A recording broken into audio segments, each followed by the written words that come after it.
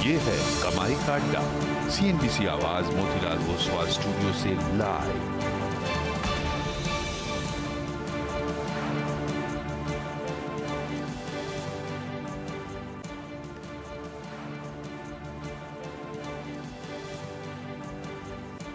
नमस्कार, CNBC आवाज Motilal Oswal studios में आप सभी का स्वागत है। 20,000 के इंतजार में भारतीय बाजार में चौतरफा खरीदारी हो रही है। क्या हो आपकी क्लोजिंग की रणनीति, उस पर करेंगे बातचीत, लेकिन पहले हेडलाइंस।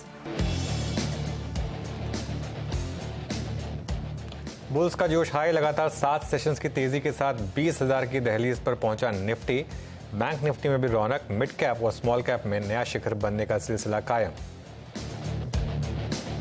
एनर्जी सेक्टर के लिए भारत और सऊदी अरब के साथ का MOU हुआ। समुद्र के नीचे से पावर ट्रांसमिशन बिछाने का प्रस्ताव किसी भी वक्त हो सकता है, औपचारिक ऐलान। CNBC आवाज की एक्सक्लूसिव खबर। G20 में भारत से यूरोप तक रेल शिपिंग लाइन पर करार में रेलवे शेयरों में फर्राटा रफ्तार। IRFC में 10% का अपर सर्किट, इरकॉन में 19% का उछाल, RVNL और रेल टेल में भी तूफानी तेजी। G20 में ग्लोबल बायोफ्यूल अलायंस के ऐलान से एथेनॉल कंपनियों में आज जबरदस्त तेजी। प्राज इंडस्ट्रीज 12% ऊपर, त्रिवेणी इंजीनियरिंग, श्री रेणुका, मवाना, दालमिया भारत जैसी चीनी कंपनियों के स्टॉक्स भी 5% तक भागे। अदानी ग्रुप शेयरों में शानदार तेजी, 7% के उछाल के साथ निफ्टी का टॉप गेनर बना अदानी पोर्ट। साथ ही अदानी पावर, अदानी एनर्जी में 5% की मजबूती। ग्रुप की मार्केट कैप 7 महीने की ऊंचाई पर। सेंसेक्स की कॉल में फ्री ट्रेड पर ब्रोकर फायर्स की सफाई। CNBC आवाज से खास बातचीत में कहा कि क्लाइंट के SLM ऑर्डर की वजह से हुए ट्रेड, ब्रोकर की नहीं है कोई गलती। चलिए, गुड आफ्टरनून फिर, और कमाई का अड्डा में स्वागत है आपका। हर्षिता, मैं और वीरेंद्र रहेंगे अगले 1.5 घंटे आपके साथ। मार्केट में फिर से वही जो पिछले 5-6 दिन से चलता आया उसी पेस से, और अब हम 20,000 की दहलीज पर ऑलमोस्ट आ गए हैं। 20,000 पर यहाँ अगर बंद हो गए तो मंडे तो आज है, कल 20,000 हो जाना चाहिए। फिर से बैंक निफ्टी में शानदार तेजी आज, जो एक मिसिंग पीस था मार्केट में, उसने कंट्रीब्यूट करना शुरू किया। मिड कैप इंडेक्स में भी शानदार तेजी कायम है। अदानी शेयरों में बड़ी रैली है, तो अक्रॉस द बोर्ड रैली यहाँ पर कंटिन्यू हो जाती है। Harshita, good afternoon. आफ्टरनून अनुज, तो ट्रेंड के साथ ही रहना है अनडाउटेडली। यहाँ से फिर 20,000, उसके बाद क्या? 20,500 तक तो हमारा व्यू रही है हर्षिता। और एक चीज जो हमने फ्राइडे को डिस्कस किया था कि जिस पेस से मार्केट जा रहा है, मंडे या ट्यूसडे को 20,000 आ जाना चाहिए। अब पता नहीं आज ही आता है नहीं आता है, पॉसिबल है वैसे आज ही आ जाए। नहीं, मेन चीज क्या है ना, मार्केट को अगर गिरना होता ना, गिर चुका होता अब तक। ये जो आज का मार्केट का पूरा दिन जो मार्केट ने जिस तरीके से ट्रेड किया है ना, वो ये आपको बता रहा है कि ये अब 20,000 पर टिकने के लिए तैयार है। अब ये कॉल आपको लेना है कि आपको प्रॉफिट बुकिंग करनी है या नहीं करनी है। देखिए, हम इस मार्केट में पिछले फ्राइडे से लॉन्ग हमने एक सजेस्ट किया था। जी हाँ। ठीक है, 19,300 350 के करीब थे तब हम। 19,400 मान लीजिए अब आपको 600 पॉइंट लेने हैं, यानी क्योंकि इस स्विंग में मुझे लग रहा है और 20,500 तक का मूव बाकी है। 19,600 19,700 पे हमारा ये व्यू था कि नहीं, अभी प्रॉफिट बुक बिल्कुल नहीं करना है। अब हम 20,000 पर आ गए तो मैं ये कहूंगा कि अब आप हाफ प्रॉफिट बुक कर सकते हैं, बाकी हाफ को आप अभी भी कैरी करिए 20,500 के लिए। 20,500 पे भी मार्केट रुकने के साइन नहीं दिखा रहा है, ऐसा नहीं दिख रहा है कि रुक जाएगा, लेकिन ये हो सकता है कि एक बार के लिए 20,000 पे रिएक्शन आ जाए, वो पॉसिबल है। तो इसके लिए अगर एक बार के लिए आप चाहें तो हाफ प्रॉफिट बुक कर लें, बाकी को देख लें किस तरीके से रिएक्ट कर रहा है, क्योंकि बड़े प्रॉफिट बन चुके हैं अब आपको, और 20,500 तक की जाने की गुंजाइश है। तो एक ऑप्शन ये हो सकता है आपका। दूसरा ऑप्शन ये हो सकता है कि अब आप कैरी करें और अपने स्टॉप लॉस बढ़ाते रहें। एक स्टॉप लॉस जो आज के लिए अब लॉजिकल हो गया वो है 19,850 का। कल तक जो हमारे 19,727 का था, अब वो बढ़कर हो गया 19,850 का। अब आपको अपने स्टॉप लॉस को रोज उसी हिसाब से एडजस्ट करना है। और एक जो चीज हमने सीरीज के शुरू में कहा था कि महीने की एंड की जो 19,700 के 19,800 की कॉल है वो ले लें, उसके थ्रू इस मार्केट को प्ले करें। मेरे ख्याल से वो ट्रेड अब मैच्योर हो रही है, उसको आप बुक करके एक बार देख लें 20,000 पे क्या रिएक्शन है।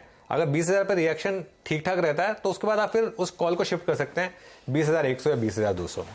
वही मंथ एंड की, वीकली में मैं इतना बिलीव नहीं करता हूं, तो स्टॉप लॉस बढ़ा ले। बैंक निफ्टी की जहां तक बात है, मुझे लग रहा है बैंक निफ्टी में अभी भी चांस है उछाल के। बैंक निफ्टी में अब स्ट्रेटजी बहुत क्लियर है, बाय ऑन एवरी डिप। आज भी मार्केट ने आपको डिप दी बैंक निफ्टी में। पहले घंटे में एक्चुअली एक बार इंटरडे लेकर आइए बैंक निफ्टी का, बैंक निफ्टी ने पहले एक घंटे में एक्चुअली कुछ भी नहीं किया। सुबह तो एक टाइम ऐसा लग रहा था कि शायद अंडर परफॉर्म करेगा बैंक निफ्टी, लेकिन उसके बाद देखिए एक अच्छी खासी तेजी बनी। तो बैंक निफ्टी में मुझे लग रहा है HDFC बैंक और कोटक ये दो स्टॉक्स हैं जिन्होंने सबसे ज्यादा तंग किया था। अब यही दो स्टॉक मार्केट को लीड करेंगे, बैंक निफ्टी को लीड करेंगे। और बैंक निफ्टी में भी स्ट्रैटेजी मेरी बहुत सिंपल है, अब आप हर रैली में अपने स्टॉप लॉस को 200 पॉइंट से एडजस्ट कर लें। और एक चीज अभी मुझे लग रहा है कि अब आप एक काम करें, अब हर रैली में, ये जो यहां से रैली होगी, हर रैली में थोड़े से पोजीशन अपनी मिड कैप और स्मॉल कैप से हल्की करके लार्ज कैप में ले आए। अब मुझे लग रहा है एक जो अब तक हमने पिछले 2 महीने में एक मिड कैप की बड़ी रैली देखी थी, अब मुझे लग रहा है कि टाइम आ गया कि अब वो आप वैसी रैली लार्ज कैप में देखेंगे। तो थोड़ा सा शिफ्ट करके, और लार्ज कैप में कंफर्ट भी होगा। अब अगर मार्केट यहां से गिरेगा तो लार्ज कैप इतने नहीं गिरेंगे, लेकिन मिड कैप बहुत ज्यादा गिर सकते हैं। Mid cap for example railway stock यहां से कभी भी 25-30% गिर सकते हैं, लेकिन वो लार्ज कैप में वो प्रॉब्लम नहीं होगी। तो आप थोड़ा सा प्रॉफिट आप शिफ्ट करके मिड कैप से लार्ज कैप में ले आए तो मेरे ख्याल से बेटर रहेगा आपके तो बाजार में और तेजी बढ़ने के पूरे संकेत हैं। और मोस्ट इंपॉर्टेंटली अब दिग्गजों की रैली की शुरुआत होती हुई दिखाई दे सकती, तो थोड़ी सी चर्निंग आपको दिखेगी। मिड से अब समय है दिग्गजों में आने का। वीरू, आफ्टरनून, बताइए आप क्या नोटिस कर रहे हैं? थंपिंग तेजी देखने को मिली है, लगातार 7 ट्रेडिंग सेशंस जहां पर एक तरफा खरीदारी। बिल्कुल बिल्कुल। Good afternoon Harshita, good afternoon अनुज।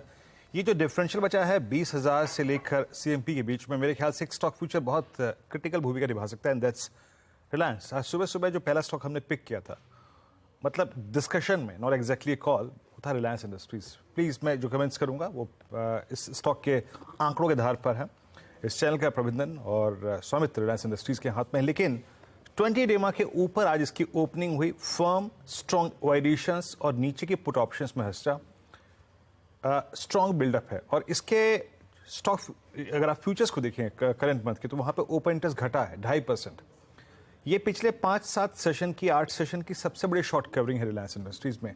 तो एक इस स्टॉक पे नजर रखेंगे, स्पेशली 24 अगस्त जिस दिन एक बड़ा ब्रेकडाउन रिलायंस में हुआ था, उस दिन के लो को अब वॉलिड करता हुआ, मतलब अब एंटर कर चुका है उस दिन के प्राइस जोन में, इस पर नजर रहेगी। उसके बाद एक स्टॉक मैं रखूंगा आपकी स्क्रीन में, दैट्स अंबुजा सीमेंट्स। हर्षिता, बहुत स्ट्रांग मूव, अब क्योंकि इस पूरे के पूरे ग्रुप में काफी स्ट्रांग मूव है, लेकिन एक ओआई एडिशंस के लिहाज से अगर आप देखें 20 डेमा की रेंज को पार किया इसने और 2.5 लाख शेयर बिल्डअप हुए यहाँ पर, इस पर नजर रखेंगे।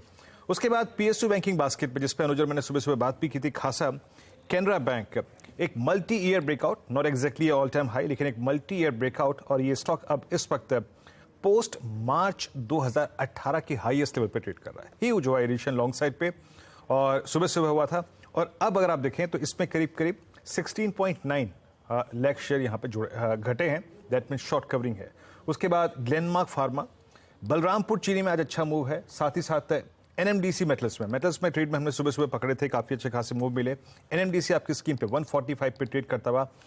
स्पेशली मैं NMDC का जिक्र इसलिए कर रहा हूं क्योंकि NMDC एट 145 ऑलमोस्ट एक डेकेड के ब्रेकआउट पे खड़ा है। ये प्राइस जो आपकी स्क्रीन पे है, ये पोस्ट फेब 2012 उसके बाद का हाईएस्ट लेवल है। शॉर्ट कवरिंग हो रही है, 10 लाख ओपन इंटरेस्ट में घटे। तो एक बलरामपुर चीनी, NMDC, रिलायंस, कैनरा बैंक, और एक स्टॉक और आपकी स्क्रीन पे लेके आऊंगा, दैट्स कंटेनर कॉर्प।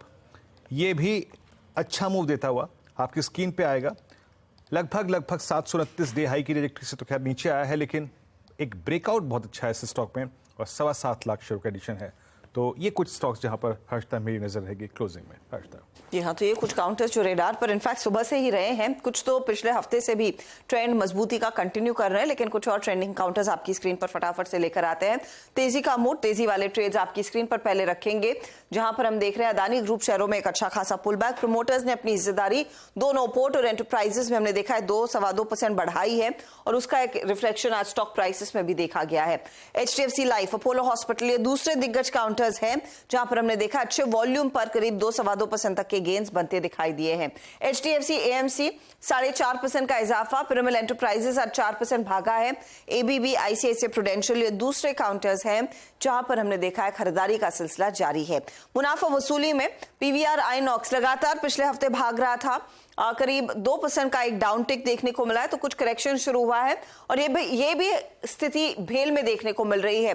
भेल एक बहुत ही तगड़ी बुल रन में रहा है और एक ब्रीदर लेता हुआ दिखाई दे रहा है, आज करीब 2-2.5% का नुकसान।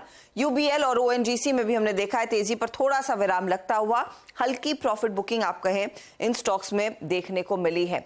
लेकिन अब यहां से आगे नए तेजी के कैंडिडेट्स क्या रहेंगे, आज आपने खास तौर से क्लोजिंग के लिए कौन से स्टॉक्स चुनने हैं, उस पर बातचीत करना शुरू करेंगे। हमारे साथ है SMIFS के शरद अवस्थी फंडामेंटल्स पर, टेक्निकल कॉल्स के लिए हम प्रकाश काबा, मानस जायसवाल, शिल्पा रावत, राजेश सातपुते और राजेश पालविया से करेंगे बातचीत। 2:20 पर सेक्टर स्कैन में आज फोकस चीनी कंपनियों पर वैसे भी आया है।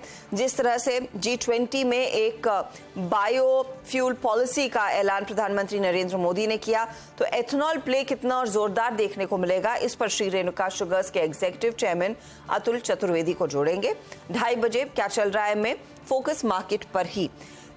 यहाँ पर आप ध्यान दीजिएगा, एएमसी कंपनियां हो या फिर एग्जिस्टिंग एक्सचेंजेस, जोरदार तेजी देखने को मिल रही है और आंकड़े इस तेजी के पीछे क्या कह रहे हैं, सुमित उस पर डेटा लेकर आएंगे। 2:40 पर चार का चौका हर रोज की तरह सस्ता ऑप्शन शिल्पा रावत देंगी। राजेश पालविया से समझेंगे आज एफनो का सुपरस्टार। राजेश सातपुते देंगे चार्ट का चमत्कार। मिड कैप फंडार शरद अवस्थी से लेंगे। 2:50 पर मार्केट बिग वॉइस में इनक्रेड एएमसी के सीईओ और chief investment officer Mrinal Singh हमारे साथ जुड़ेंगे। 3 बजे फिर बीटीएसटी या एसटीबीटी ट्रेड्स पर फोकस और ऑफ कोर्स क्लोजिंग की स्ट्रैटेजी।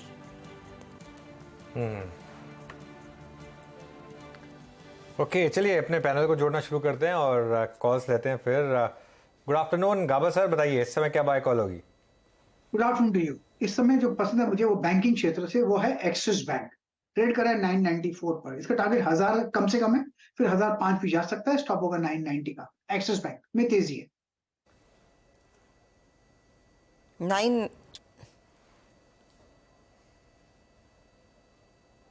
डे हाई की डायरेक्टरी मार्केट ट्रेड करता हुआ एक्सिस बैंक प्रकाश सर का ट्रेड है। मानस आप क्या पिक कर रहे हैं? जुबलेंट फूड में खरीदारी करने की राय रहेगी। करंट लेवल्स पे आप जुबलेंट फूड में खरीदारी कर सकते हैं वीरेंद्र जी, क्योंकि यहाँ पर एक करीब 3-4 दिनों के कंसोलिडेशन के बाद एक फ्रेश ब्रेकआउट देखने को मिला और ट्रेंड तो पहले से ही पॉजिटिव था, हायर टॉप्स हायर बॉटम्स का ट्रेंड था। तो करंट लेवल्स पे भी आप जुबलेंट फूड में खरीदारी कर सकते हैं। स्टॉप लॉसेस 539 के नीचे रहेंगे और 562 562 रुपए तक के टारगेट्स पॉसिबल है जुबलेंट फूड में। अगर ऑप्शन में ट्रेड लेना हो तो 550 वाला कॉल ऑप्शन जो 13 रुपए के आसपास ट्रेड हो रहा है, वहां पर आप 10 रुपए के स्टॉप लॉस से खरीदारी कर सकते हैं और 20 रुपए के टारगेट से कर सकते हैं। ओके, तो ये फिलहाल आपके लिए जुबलेंट फूड 562 का टारगेट या फिर 550 का कॉल लेकर चलेंगे। तेजी वाला ट्रेड बन रहा है। राजेश सातपुते, आफ्टरनून आपका trade. Good afternoon Harshad ji and good afternoon everyone. Harshad ji देखिए, मेरी नजर है अंबुजा सीमेंट पे। It's a clear cut breakout. अगर आप प्राइस पैटर्न देखें डेली चार्ट पे, तो it's a inverted head and shoulder price formation, जिसका नेकलाइन जो था करीबन 445 का था फ्यूचर में। तो ये 445 यही हमारा स्टॉप लॉस होगा नेकलाइन का। 451 करंट मार्केट प्राइस है। अकॉर्डिंग टू पैटर्न इसका जो टारगेट बनता है दैट इज 471। चलिए, तो ये होगी राजेश जी की कॉल। शिल्पा जी को भी जोड़ लेते हैं। शिल्पा जी गुड आफ्टरनून, आप क्या ट्रेड ले रही हैं? Good afternoon everyone. मेरा अभी ध्यान बैंक्स में ही है और यहाँ पे कैनरा बैंक में ही है।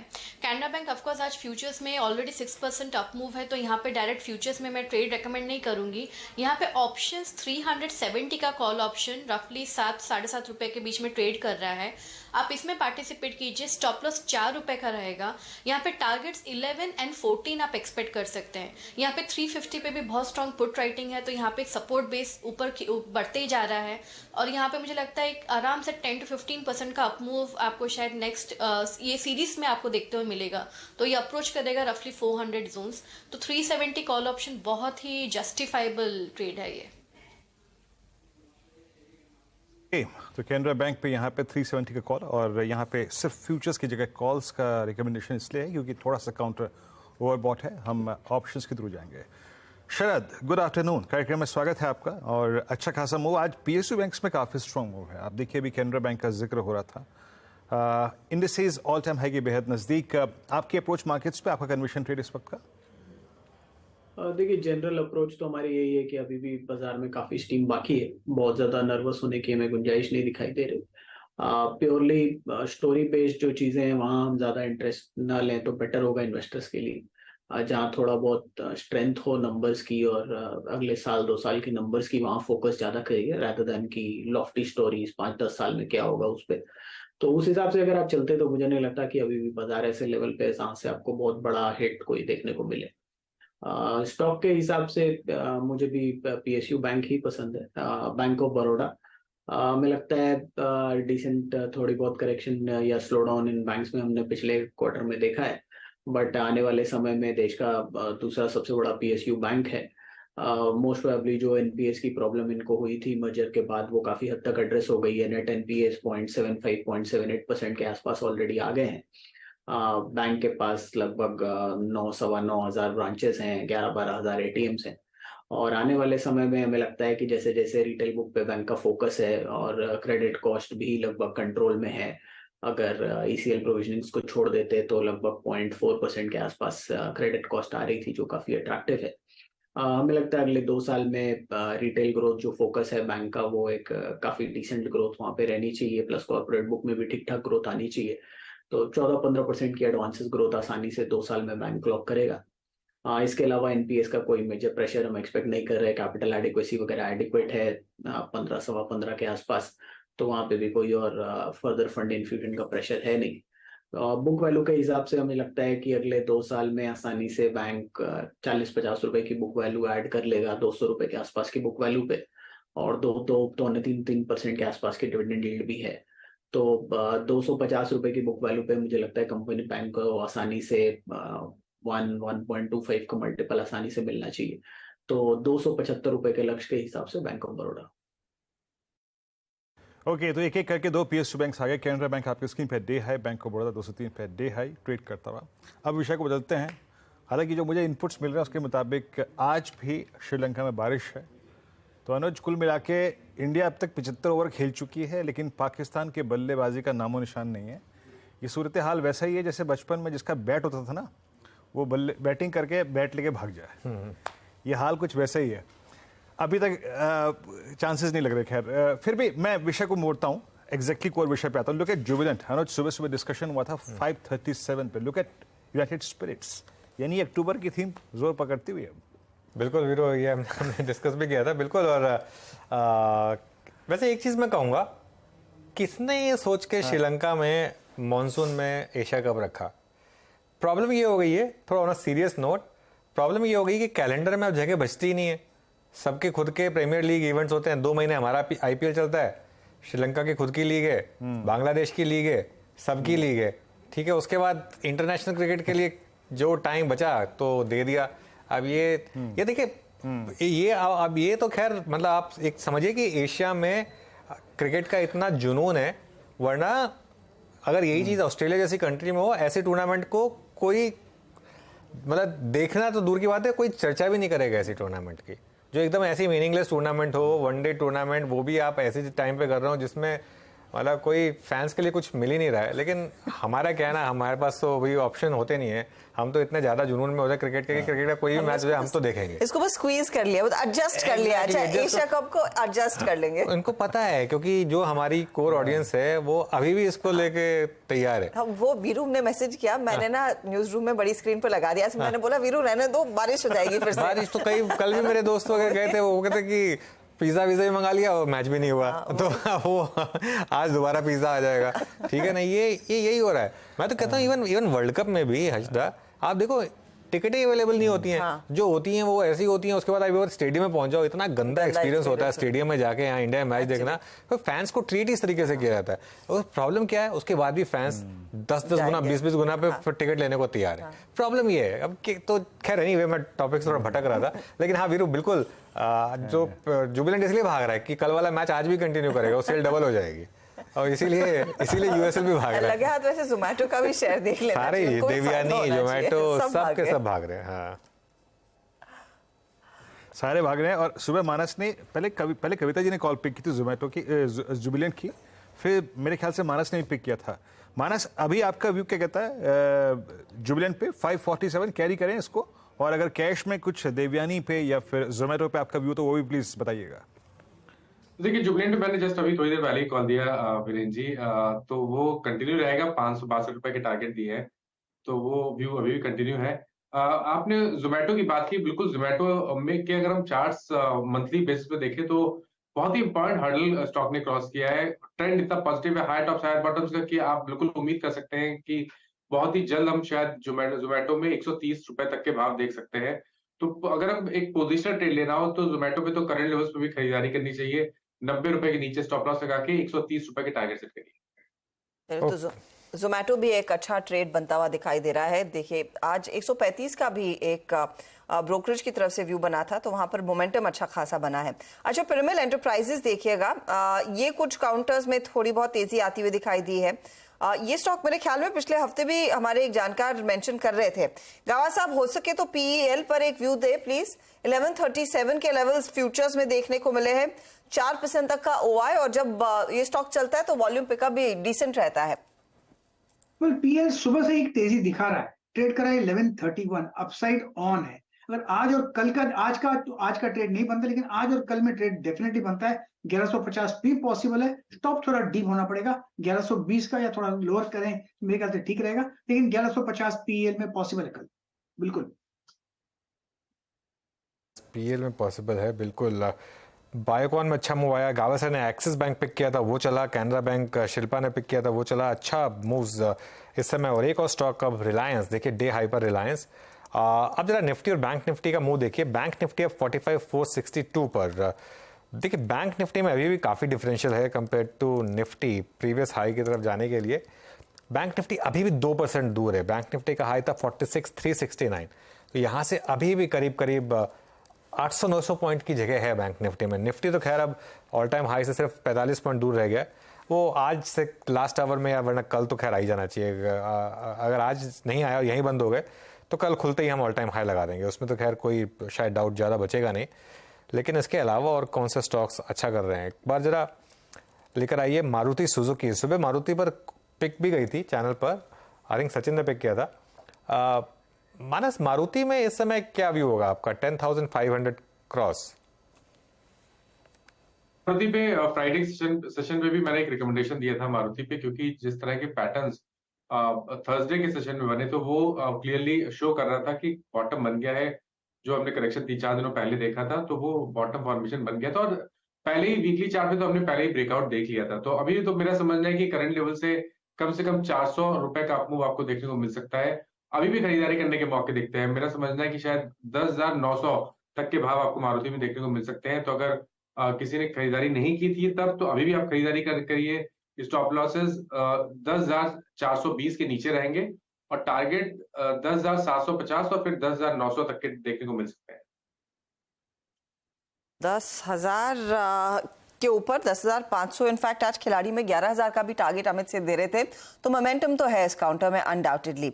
चलिए अब कुछ ऐसे सेक्टर्स की बात करते हैं जहां पर खबरों का सिलसिला एकदम गर्म है और स्टॉक में एक्शन भी बनता हुआ दिखाई दिया। 2 पॉकेट्स जिसकी हम चर्चा करते आए हैं, एक तो रेल कंपनियां, दूसरी तरफ एथनॉल प्ले वाली कंपनियां, और इसमें आप एनर्जी सेक्टर को भी जोड़ दें, क्योंकि rail shipping corridor global biofuel alliance के बाद अब भारत को तीसरी बड़ी सफलता मिल रही है। एनर्जी सेक्टर के लिए भारत और सऊदी अरब के बीच एक बड़ा करार हुआ है। इसके तहत समुद्र के नीचे से पावर ट्रांसमिशन बिछाने का प्रस्ताव रखा गया है।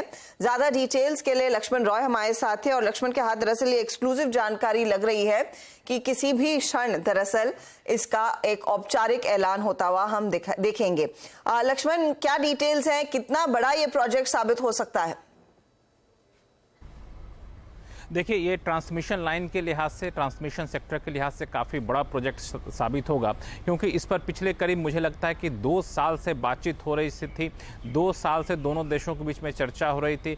भारत सरकार के जो ऊर्जा मंत्रालय, पावर मिनिस्ट्री है वो, और सऊदी अरबिया के मंत्रालय के बीच में कई दौर की बैठकें हुई, और आखिरकार अब दोनों देशों के बीच में MOU पर दस्तखत हो चुके हैं। भारत की तरफ से पावर मिनिस्टर RK सिंह ने यहाँ पर दस्तखत किए हैं MOU पर, और इस MOU के औपचारिक ऐलान बहुत जल्द होने वाला है। प्रधानमंत्री मोदी की अभी सऊदी अरबिया के क्राउन्स के साथ बैठक चल रही है, तो उस बैठक के बाद उसका ऐलान कभी भी हो सकता है। लेकिन जो हमें एक्सक्लूसिव जानकारी मिली है, MOU पर दस्तखत हो चुके हैं। उस दस्तखत में जो MOU किया गया है, उसमें सबसे बड़ी बात यह है कि दोनों देशों के बीच में ट्रांसमिशन लाइन कनेक्शन किया जाएगा, ग्रिड कनेक्शन किया जाएगा। जो बिजली के पावर ग्रिड होते हैं, दोनों देशों के बीच में ग्रिड का कनेक्शन किया जाएगा। और ये ग्रिड का कनेक्शन जो सबसे खासियत वो है कि समुद्र के नीचे से ग्रिड की लाइन बिछाई जाएगी, और उसके जरिए ये ग्रिड का कनेक्शन किया जाएगा, काफ़ी बड़ा प्रोजेक्ट होगा और इसमें पावर सेक्टर के लिए ये काफ़ी अहम माना जा रहा है, क्योंकि दोनों देशों के बीच में पावर का आदान प्रदान हो सकेगा। भारत इस ग्रिड के जरिए अपने पावर के एक्सपोर्ट के पोटेंशियल यहाँ पर देख रहा है, तो इसके तहत जो है सो इस ग्रिड के बन जाने से मुझे लगता है पावर सेक्टर में एक नया चैप्टर की शुरुआत होगी। लेकिन इस एमओयू में ग्रिड कनेक्शन के अलावा भी कई सारी महत्वपूर्ण बातें कही गई हैं, जिसमें आपको ग्रीन हाइड्रोजन के स्टोरेज को लेकर के, नेचुरल गैस के स्टोरेज को लेकर के, cyber security, digital infrastructure develop करने को लेकर के, इन सारे क्षेत्रों में दोनों देश आपस में निवेश करेंगे, इस बात को भी एमओयू में जिक्र किया गया है। बढ़िया ये सौदा। और नॉर्मल पावर डिस्ट्रीब्यूशन कंपनियां तो हैं, लेकिन ये समुद्र के अंदर से लाइनें बिछाई जाएंगी सऊदी अरब और भारत के बीच। दरअसल ये करार होता हुआ। शुक्रिया लक्ष्मण इस अपडेट के लिए। जैसे ही औपचारिक ऐलान होगा इस पर हम वापस लौटेंगे, क्योंकि मेरे ख्याल में लक्ष्मण के पास कुछ और डिटेल्स आएंगे इस खबर के।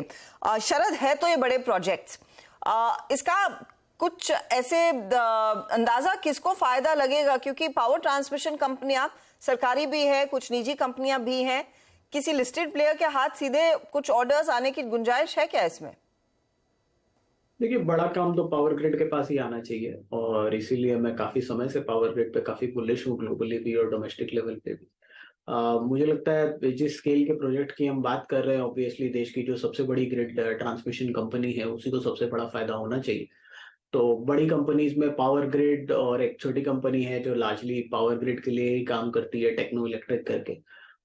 ये दोनों को मुझे लगता है ज्यादा फायदा होना चाहिए कंपैरेटिवली, क्योंकि स्केल ऑफ प्रोजेक्ट बहुत बड़ा है। तो फ्रंटलाइन एक्टिविटी शायद इन कंपनीज को फायदा हो, बट ऑब्वियसली इतना बड़ा प्रोजेक्ट है तो पूरी स्पेस में जो कंपनीज है सभी को कुछ ना कुछ फायदा होगा। और जनरली भी मेरी उम्मीद है कि ट्रांसमिशन डिस्ट्रीब्यूशन पे पावर में आने वाले समय में बहुत बड़ा खर्च इंडिया में भी देखने को मिलना चाहिए और ग्लोबली भी। तो ज्यादातर ट्रांसमिशन डिस्ट्रीब्यूशन कंपनीज के लिए आने वाला समय काफी पॉजिटिव रहना चाहिए।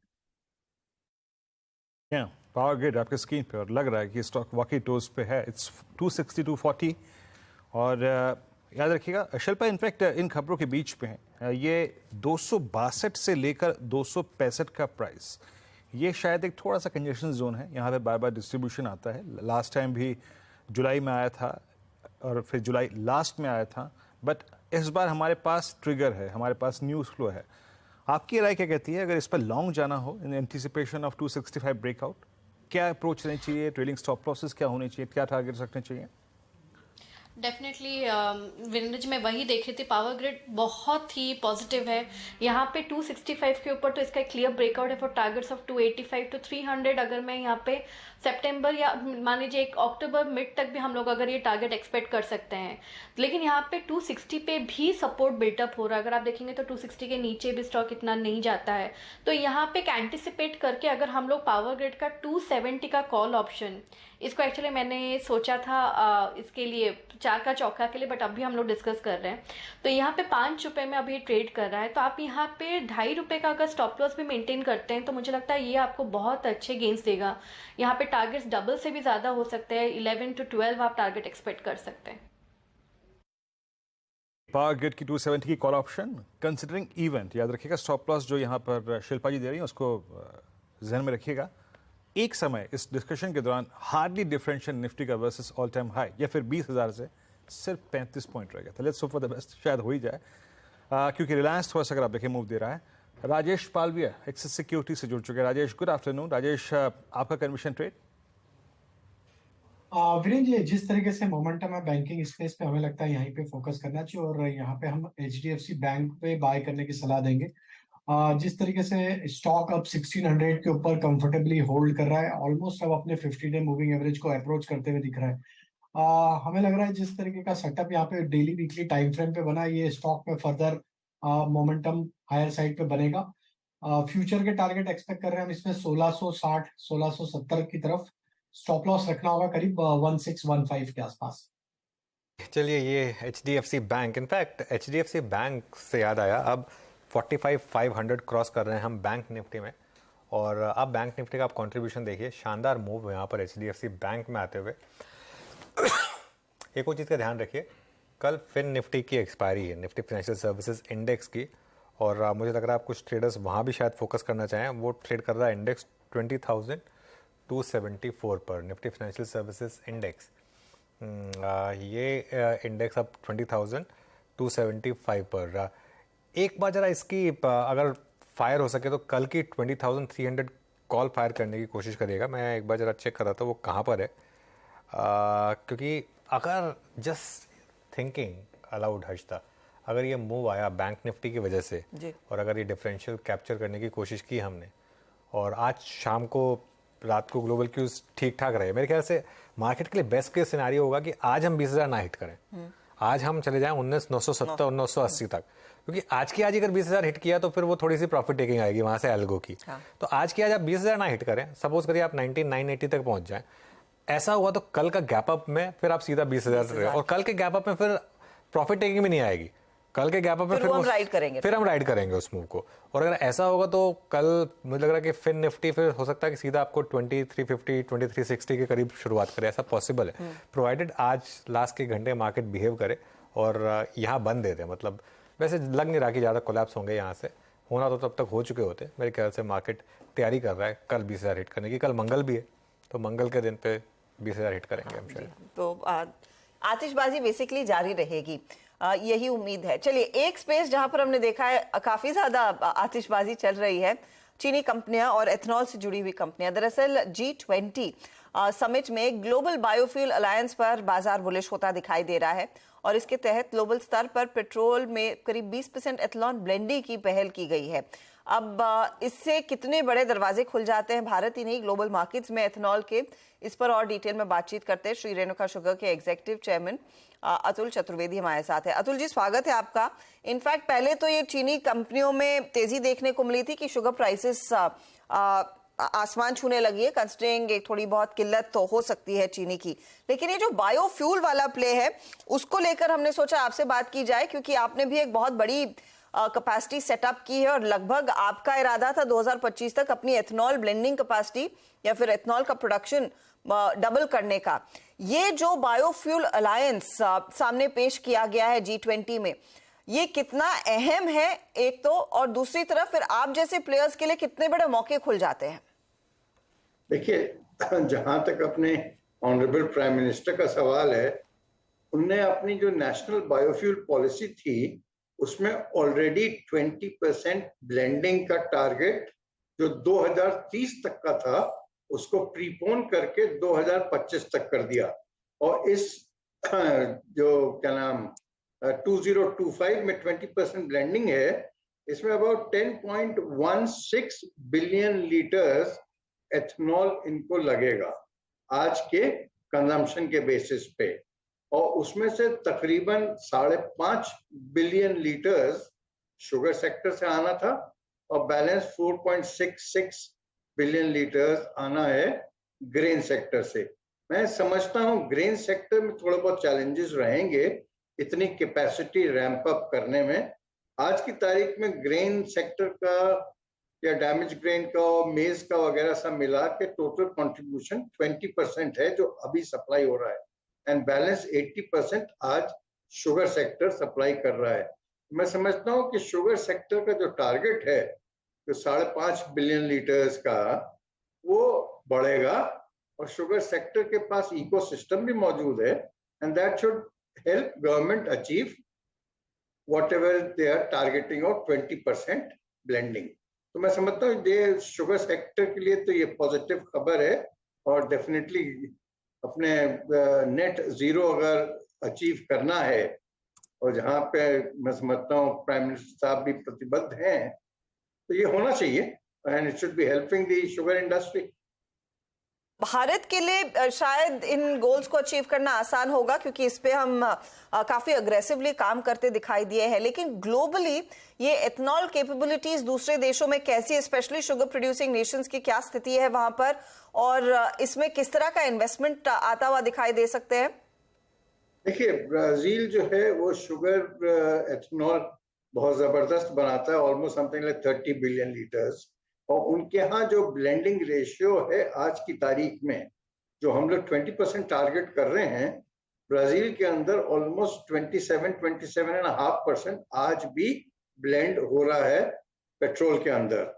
दूसरा बड़ा प्लेयर इसके अंदर है यूएसए। यूएसए में मक्के का प्रोडक्शन बड़ा जबरदस्त होता है। मैं समझता हूँ 350 मिलियन टन से ज्यादा का उनके यहाँ प्रोडक्शन है।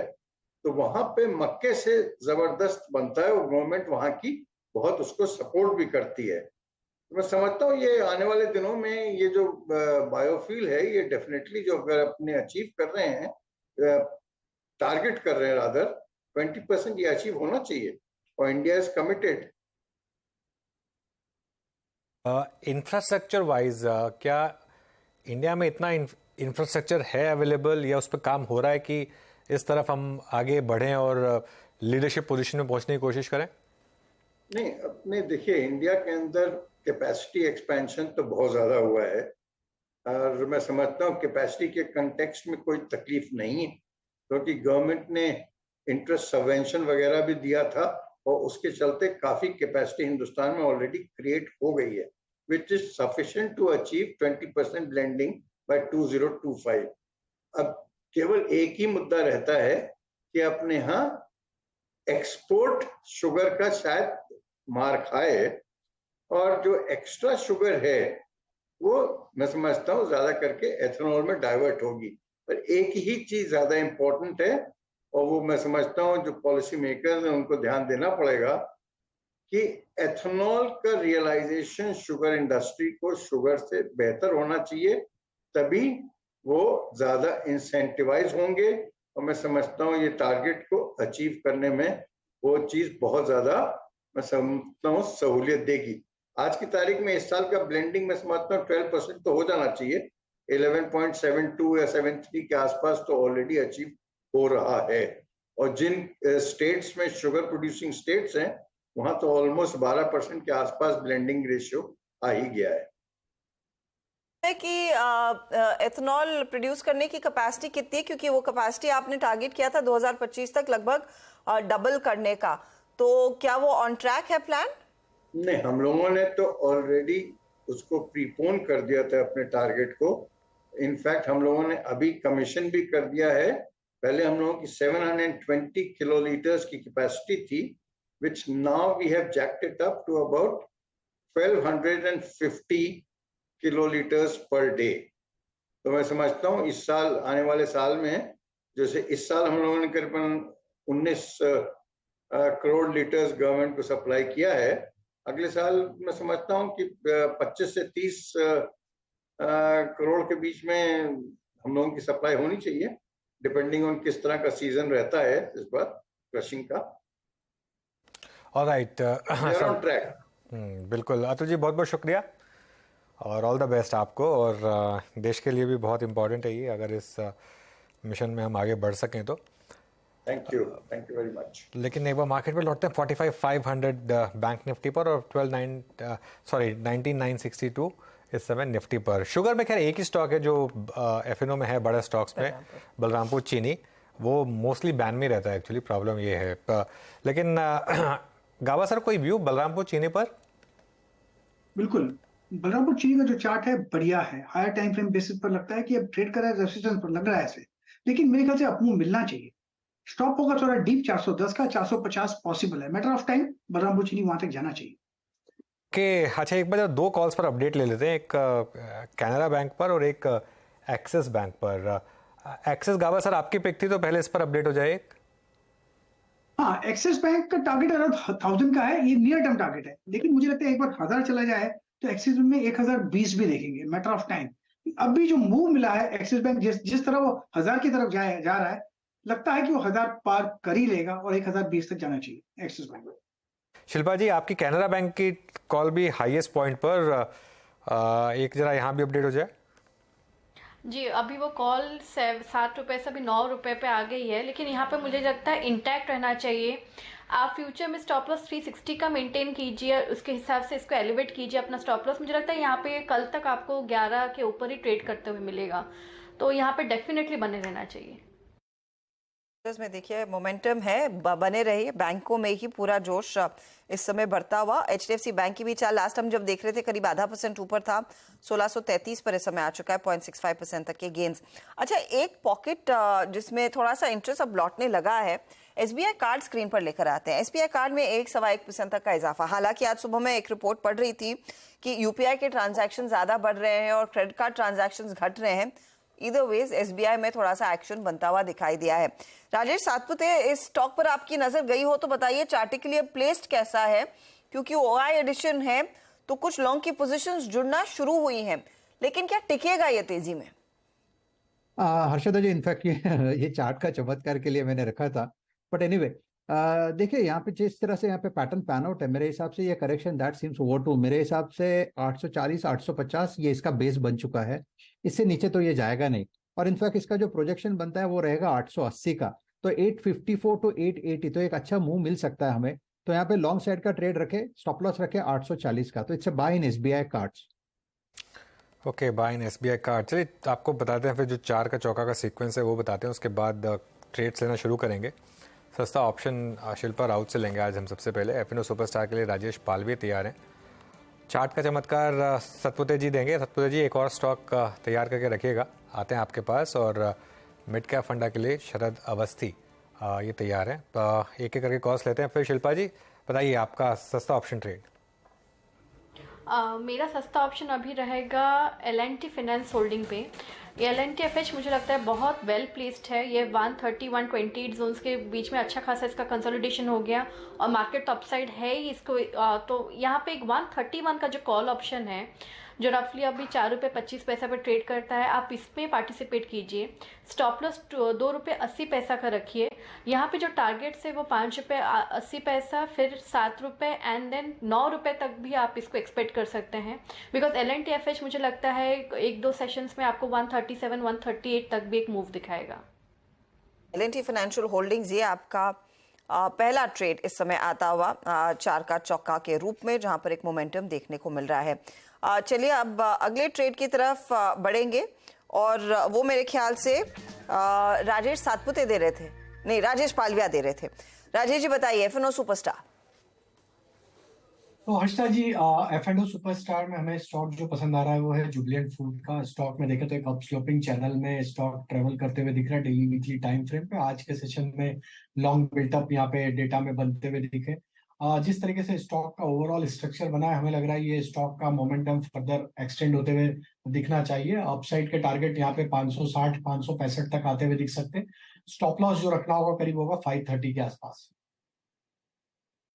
ओके, जुबिलेंट फूड्स एक बार फिर अपीयर होता हुआ कॉल्स में। इसके बाद चलते हैं नेक्स्ट ट्रेड पर। राजेश सतपुते जी के सौजन्य से आगे अगले ट्रेड। राजेश जी, चार्ट के चमत्कार क्या पे कर रहे हैं आप? वीरेंद्र जी देखिए, मेरी नजर है कैनफिन होम फाइनेंस पे। अगर आप इसका स्ट्रक्चर देखिए डेली चार्ट पे, तो यहाँ पे एक जो करेक्टिव मूव था पिछले 5 दिनों में, I think that seems over to me. यहाँ पे 10-20 डीएमए का सपोर्ट लेके यहाँ पे मूव शुरू हुआ है और इसका जो टारगेट बनेगा, अगर आप स्विंग ट्रेडिंग की बात करें तो शॉर्ट टर्म स्विंग का टारगेट होगा 810 का, लेकिन चार्ट कहता है कि ये 830-840 तक पोजिशनली जा सकता है। तो Canfin home finance is a buy. Stop loss आप मेंटेन करें 780 का। कैनफिन होम्स यहाँ पर एक बाय इस समय राजेश जी की तरफ से। शरद जी, मिड कैप फंडा स्टॉक आपका? हमारा मिड कैप फंडा है एक्सो नोबल इंडिया। कंपनी पेंट्स की जानी मानी कंपनी है, पेंट्स और कोटिंग्स की। कंपनी ने रिसेंटली अपने जो डिस्ट्रीब्यूशन नेटवर्क है उसको लगभग डबल किया है, जिसका फायदा आने वाले समय में दिखना चाहिए। कंपनी के प्रोडक्ट्स मेनली इंटीरियर पेंटिंग वगैरह के काम में आते हैं, जहाँ पे ग्रोथ काफी स्ट्रांग है। पेंट इंडस्ट्री ओवरऑल लगभग 65,000 करोड़ से अगले 5-7 सालों में 1 लाख करोड़ तक जानी चाहिए इंडिया में, तो उसका भी फायदा इनको ऑब्वियसली मिलेगा ही। और वैल्यूएशन वाइज सबसे सस्ती कंपनी है। इसके अलावा जो पाउडर कोटिंग सेगमेंट है उसके यूजेज आपके विंड मिल के ब्लेड्स में भी हैं, मरीन में भी, मरीन मेंटेनेंस में भी है, और प्रीफैब स्ट्रक्चर जो एल्युमिनियम वगैरह के हैं उसमें भी इनोवेटिव प्रोडक्ट्स हैं इनके। कुछ इनोवेटिव प्रोडक्ट्स हैं जो इनके ऑटो पेंट्स में काफी बढ़िया अट्रैक्शन इनको मिल रहा है आने वाले समय में। तो टोटल पेंट इंडस्ट्री में लगभग 60-61% आपका हाउसिंग से आता है और बाकी का इंडस्ट्रियल सेगमेंट से आता है।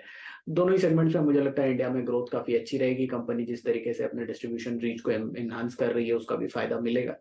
हमारा ये मानना है कि अगले 2 साल में अर्निंग्स 70-75 से बढ़ के लगभग 100 रुपए के आसपास आ जानी चाहिए और 30-35 का मल्टीपल कंपनी को आसानी से मिलना चाहिए। तो 3,500 रुपए के लक्ष्य के हिसाब से एक्सो नोबल इंडिया। तो नोबल, ये है शरद जी की पिक्चर। ये चारों की चारों ट्रेड्स रिकैप करते हैं आपके लिए। सबसे पहले सस्ता ऑप्शन शिल्पा जी ने चूज़ किया Larsen and Toubro finance holdings L&T FH। यहाँ पर आपको लेनी है कॉल 131 कॉल, 5 रुपये 80 पैसे, 9 रुपये की टारगेट, 280 का स्टॉप लॉस। राजेश पालवी ने जुबिलेंट फूडवर्क्स चुना FNO सुपरस्टार में, 560 और 565 के टारगेट, 530 का स्टॉप लॉस। राजेश सतपुते ने कैनपिन होम्स ये स्टॉक चूज़ किया चार्ट का चमत्कार में। और एक्सो नोबल शरद जी ने पिक किया मिड कैप फंडा में। मार्केट इस समय डे हाई पर 19,965 इस समय निफ्टी, मतलब अब 52 वीक हाई है। लाइफ हाई से अब हम दूर रह गए सिर्फ 25 पॉइंट। हजता 25 पॉइंट दूर रह गए हैं 52 वीक हाई से, और 34 पॉइंट दूर रह गए हैं अब हम 20,000 से। वो countdown well and truly on. 45 minute बाकी हैं, हो सकता है मार्केट आज ही लगा दे। मूड कराओ मार्केट का। तो जिस तरीके से स्टॉक्स चल रहे हैं, HDFC बैंक के ऊपर काफ़ी कुछ डिपेंड करेगा एक्चुअली। HDFC बैंक इस समय थोड़ा सा मोमेंटम में है, तो देखते हैं। 24 पॉइंट रह गए हैं सिर्फ। एक HDFC बैंक चल जाए 0.5%, एक रिलायंस चल जाए 0.5%, तो हो जाएगा काम हमारा। 0.5% भी नहीं, उससे थोड़ा कम ही चल जाए तो भी हो जाएगा। HDFC बैंक स्पेशली अनुज, क्योंकि हर टिक के साथ धीरे धीरे करके अपनी चाल संभाल कर ये दरअसल खेलता हुआ दिखाई दे रहा है। और रिलायंस जैसे आपने मेंशन किया, वहां पर तो 1% के गेन्स बनते दिखाई दे। देखिए चौतरफा खरीदारी है, चाहे आप मिड कैप इंडेक्स भी देख लीजिएगा, करीब 445 अंकों की बढ़त, और एक तरफा इस तेजी में हर तरह के स्टॉक्स, हर तरह के सेक्टर्स में खरीदारी बनती दिखाई दी है। और ये एक साइन है कि भारतीय बाजार में भी बढ़ चढ़कर दरअसल निवेशकों का, यानी कि आप जैसे लोगों का पार्टिसिपेशन बढ़ता हुआ दिखाई दे रहा है। अब आप देखिए, एक महीने में BSE का शेयर अकेला, जो एक्सचेंज है, लिस्टेड एक्सचेंज है NSE पर, 50% से ज्यादा के रिटर्न्स दे चुका है। यही नहीं, CDSL, HDFC, AMC जैसे स्टॉक्स में भी अगस्त के महीने में काफी रफ्तार से रिटर्न्स बनते दिखाई दिए हैं। आखिर क्या एग्जैक्टली डेटा सजेस्ट कर रहा है पार्टिसिपेशन के लिहाज से, जो ड्राइव कर रहा है इन स्टॉक्स को और शायद आगे चलकर इनकी अर्निंग्स को भी? सुमित हमारे साथ है जो बताएंगे यहाँ पर क्या चल रहा है।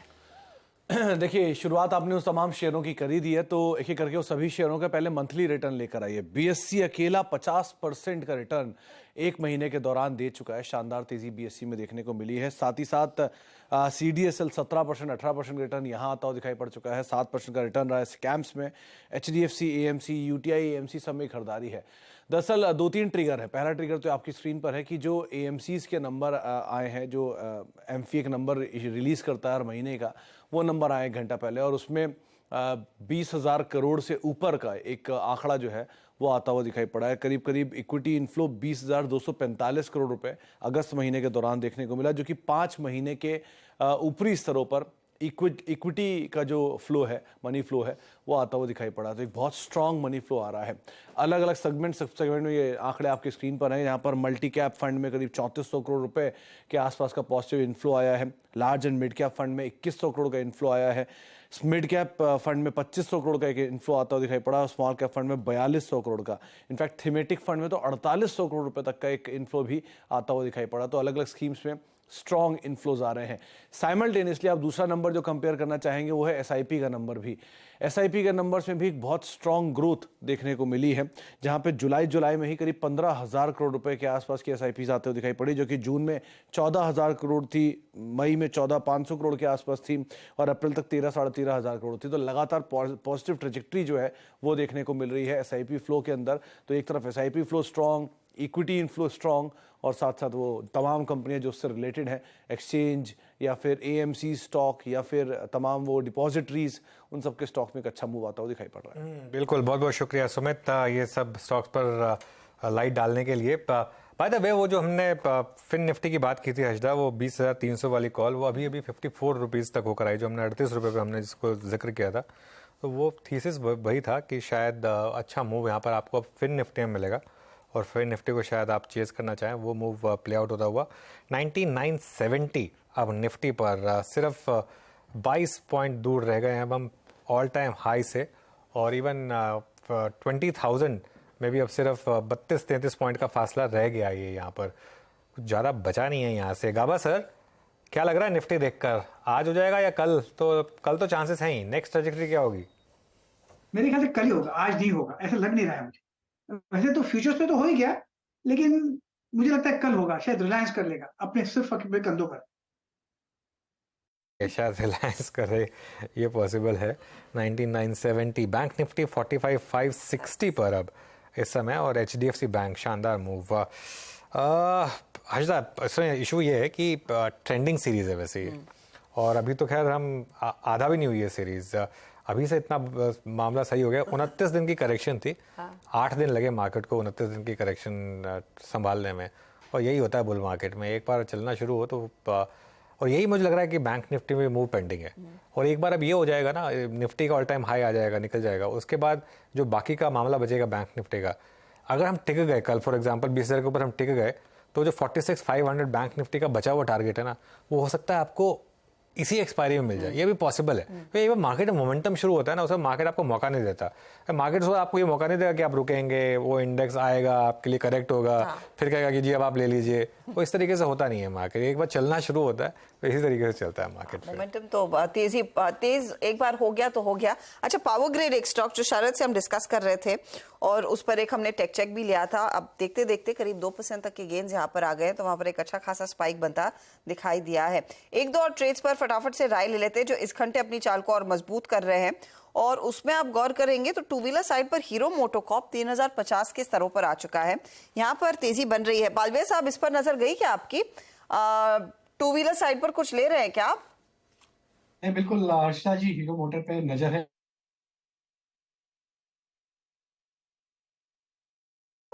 हैंग हो गया, नहीं लगता वहां पर संपर्क नहीं बन पा रहा है, थोड़ी सी दिक्कत हो गई है लाइन में। शिल्पा, हो सके तो आप इस पर एक बार राय दे दीजिए, हीरो मोटो। जी, हीरो मोटर भी बहुत पॉजिटिव ट्रेंड में है। यहाँ पे इनफैक्ट अभी हम लोग देख रहे हैं कि ऑटो सेक्टर्स में भी वापस एक अच्छा खासा मोमेंटम आने लगा है, चाहे वो हीरो ऑटो हो, चाहे वो बजाज ऑटो हो। हीरो मोटर की यहाँ पे बात करेंगे तो 3000 पे तो एक अच्छा खासा अभी सपोर्ट बन गया है, ये अप्रोच कर रहा है टारगेट्स ऑफ 3200 यहाँ से पोजिशनल, तो यहाँ पे 3000 के जस्ट नीचे आप स्टॉप लॉस मेंटेन कीजिए, और फ्रेश लॉन्ग भी आप अटेम्प्ट कर सकते हैं। यहाँ पे पोजिशनल टारगेट 3200 3250 के बीच में आपको आराम से ट्रेड करते हुए मिलेगा। ऑल टाइम हाई से मात्र अब 16 अंकों की दूरी रह गई थी जब शिल्पा जी बातचीत कर रही थी, और 20,000 के जादुई आंकड़े से हार्डली 28 पॉइंट्स। लेकिन हम क्योंकि कुछ ब्रेकआउट्स को लोकेट कर रहे हैं, एक बार चलते हैं मानस के पास। मानस, आज लग रहा है यूपीएल कुछ करने के मूड में, या फिर यूपीएल एक मोमेंटम जनरेट करने के मूड में नजर आ रहा है। आपको याद होगा एक स्विंग लो था 22 जून का, वो इसने क्रॉस कर दिया आज मॉर्निंग में। अब फर्स्ट टाइम अटेम्प्ट कर रहा है 50 डे में पोस्ट मई 2023। रिस्क रिवॉर्ड रेशियो के प्रोस्पेक्टिव से कितना बेहतरीन लगा आपको ये ट्रेड, पुल बैक ट्रेड? देखिए, दो हफ्ते पहले ही इंडिकेशन मिल गया था, क्योंकि वीकली चार्ट पे एक मॉर्निंग स्टार पैटर्न बना था, स्टॉक ने 20 डे मूविंग एवरेज को रिगेन कर लिया था, और अब उस टाइम पे हाई टॉप हायर बटन दिख रहे थे। तो पहले टारगेट 50 डे मूविंग एवरेज था, जो कि ऑलमोस्ट अचीव हो चुका है, लेकिन जिस तरह के पैटर्न्स वीकली चार्ट या मंथली चार्ट बन रहे हैं, उसको देख के लग रहा है कि शायद स्टॉक यहाँ पे नहीं थमेगा, कम से कम 645 जो कि 100 डे मूविंग एवरेज है, उसको टेस्ट करने की कोशिश करेगा। तो अभी भी अगर किसी ने खरीदारी नहीं की है, करंट लेवल्स पे भी किया सकती है, 605 के स्टॉप लॉस से 650 के टारगेट के लिए आप खरीदारी कर सकते हैं। और ऑप्शन में अगर ट्रेड लेना हो तो 620 का कॉल ऑप्शन 13 रुपए के आसपास ट्रेड हो रहा है, वहां पर 9 रुपए के स्टॉप लॉस से आप खरीदारी कर सकते हैं। 20 से 22 रुपए तक के टारगेट इस ऑप्शन में भी आपको देखने को मिल जाएंगे। ओके, चलिए अभी काम करते हैं, एक बहुत छोटा सा ब्रेक लेंगे, उसके बाद जब वापस आएंगे तो इनक्रेड एएमसी के CEO and CIO Mrinal Singh हमारे साथ जुड़ेंगे।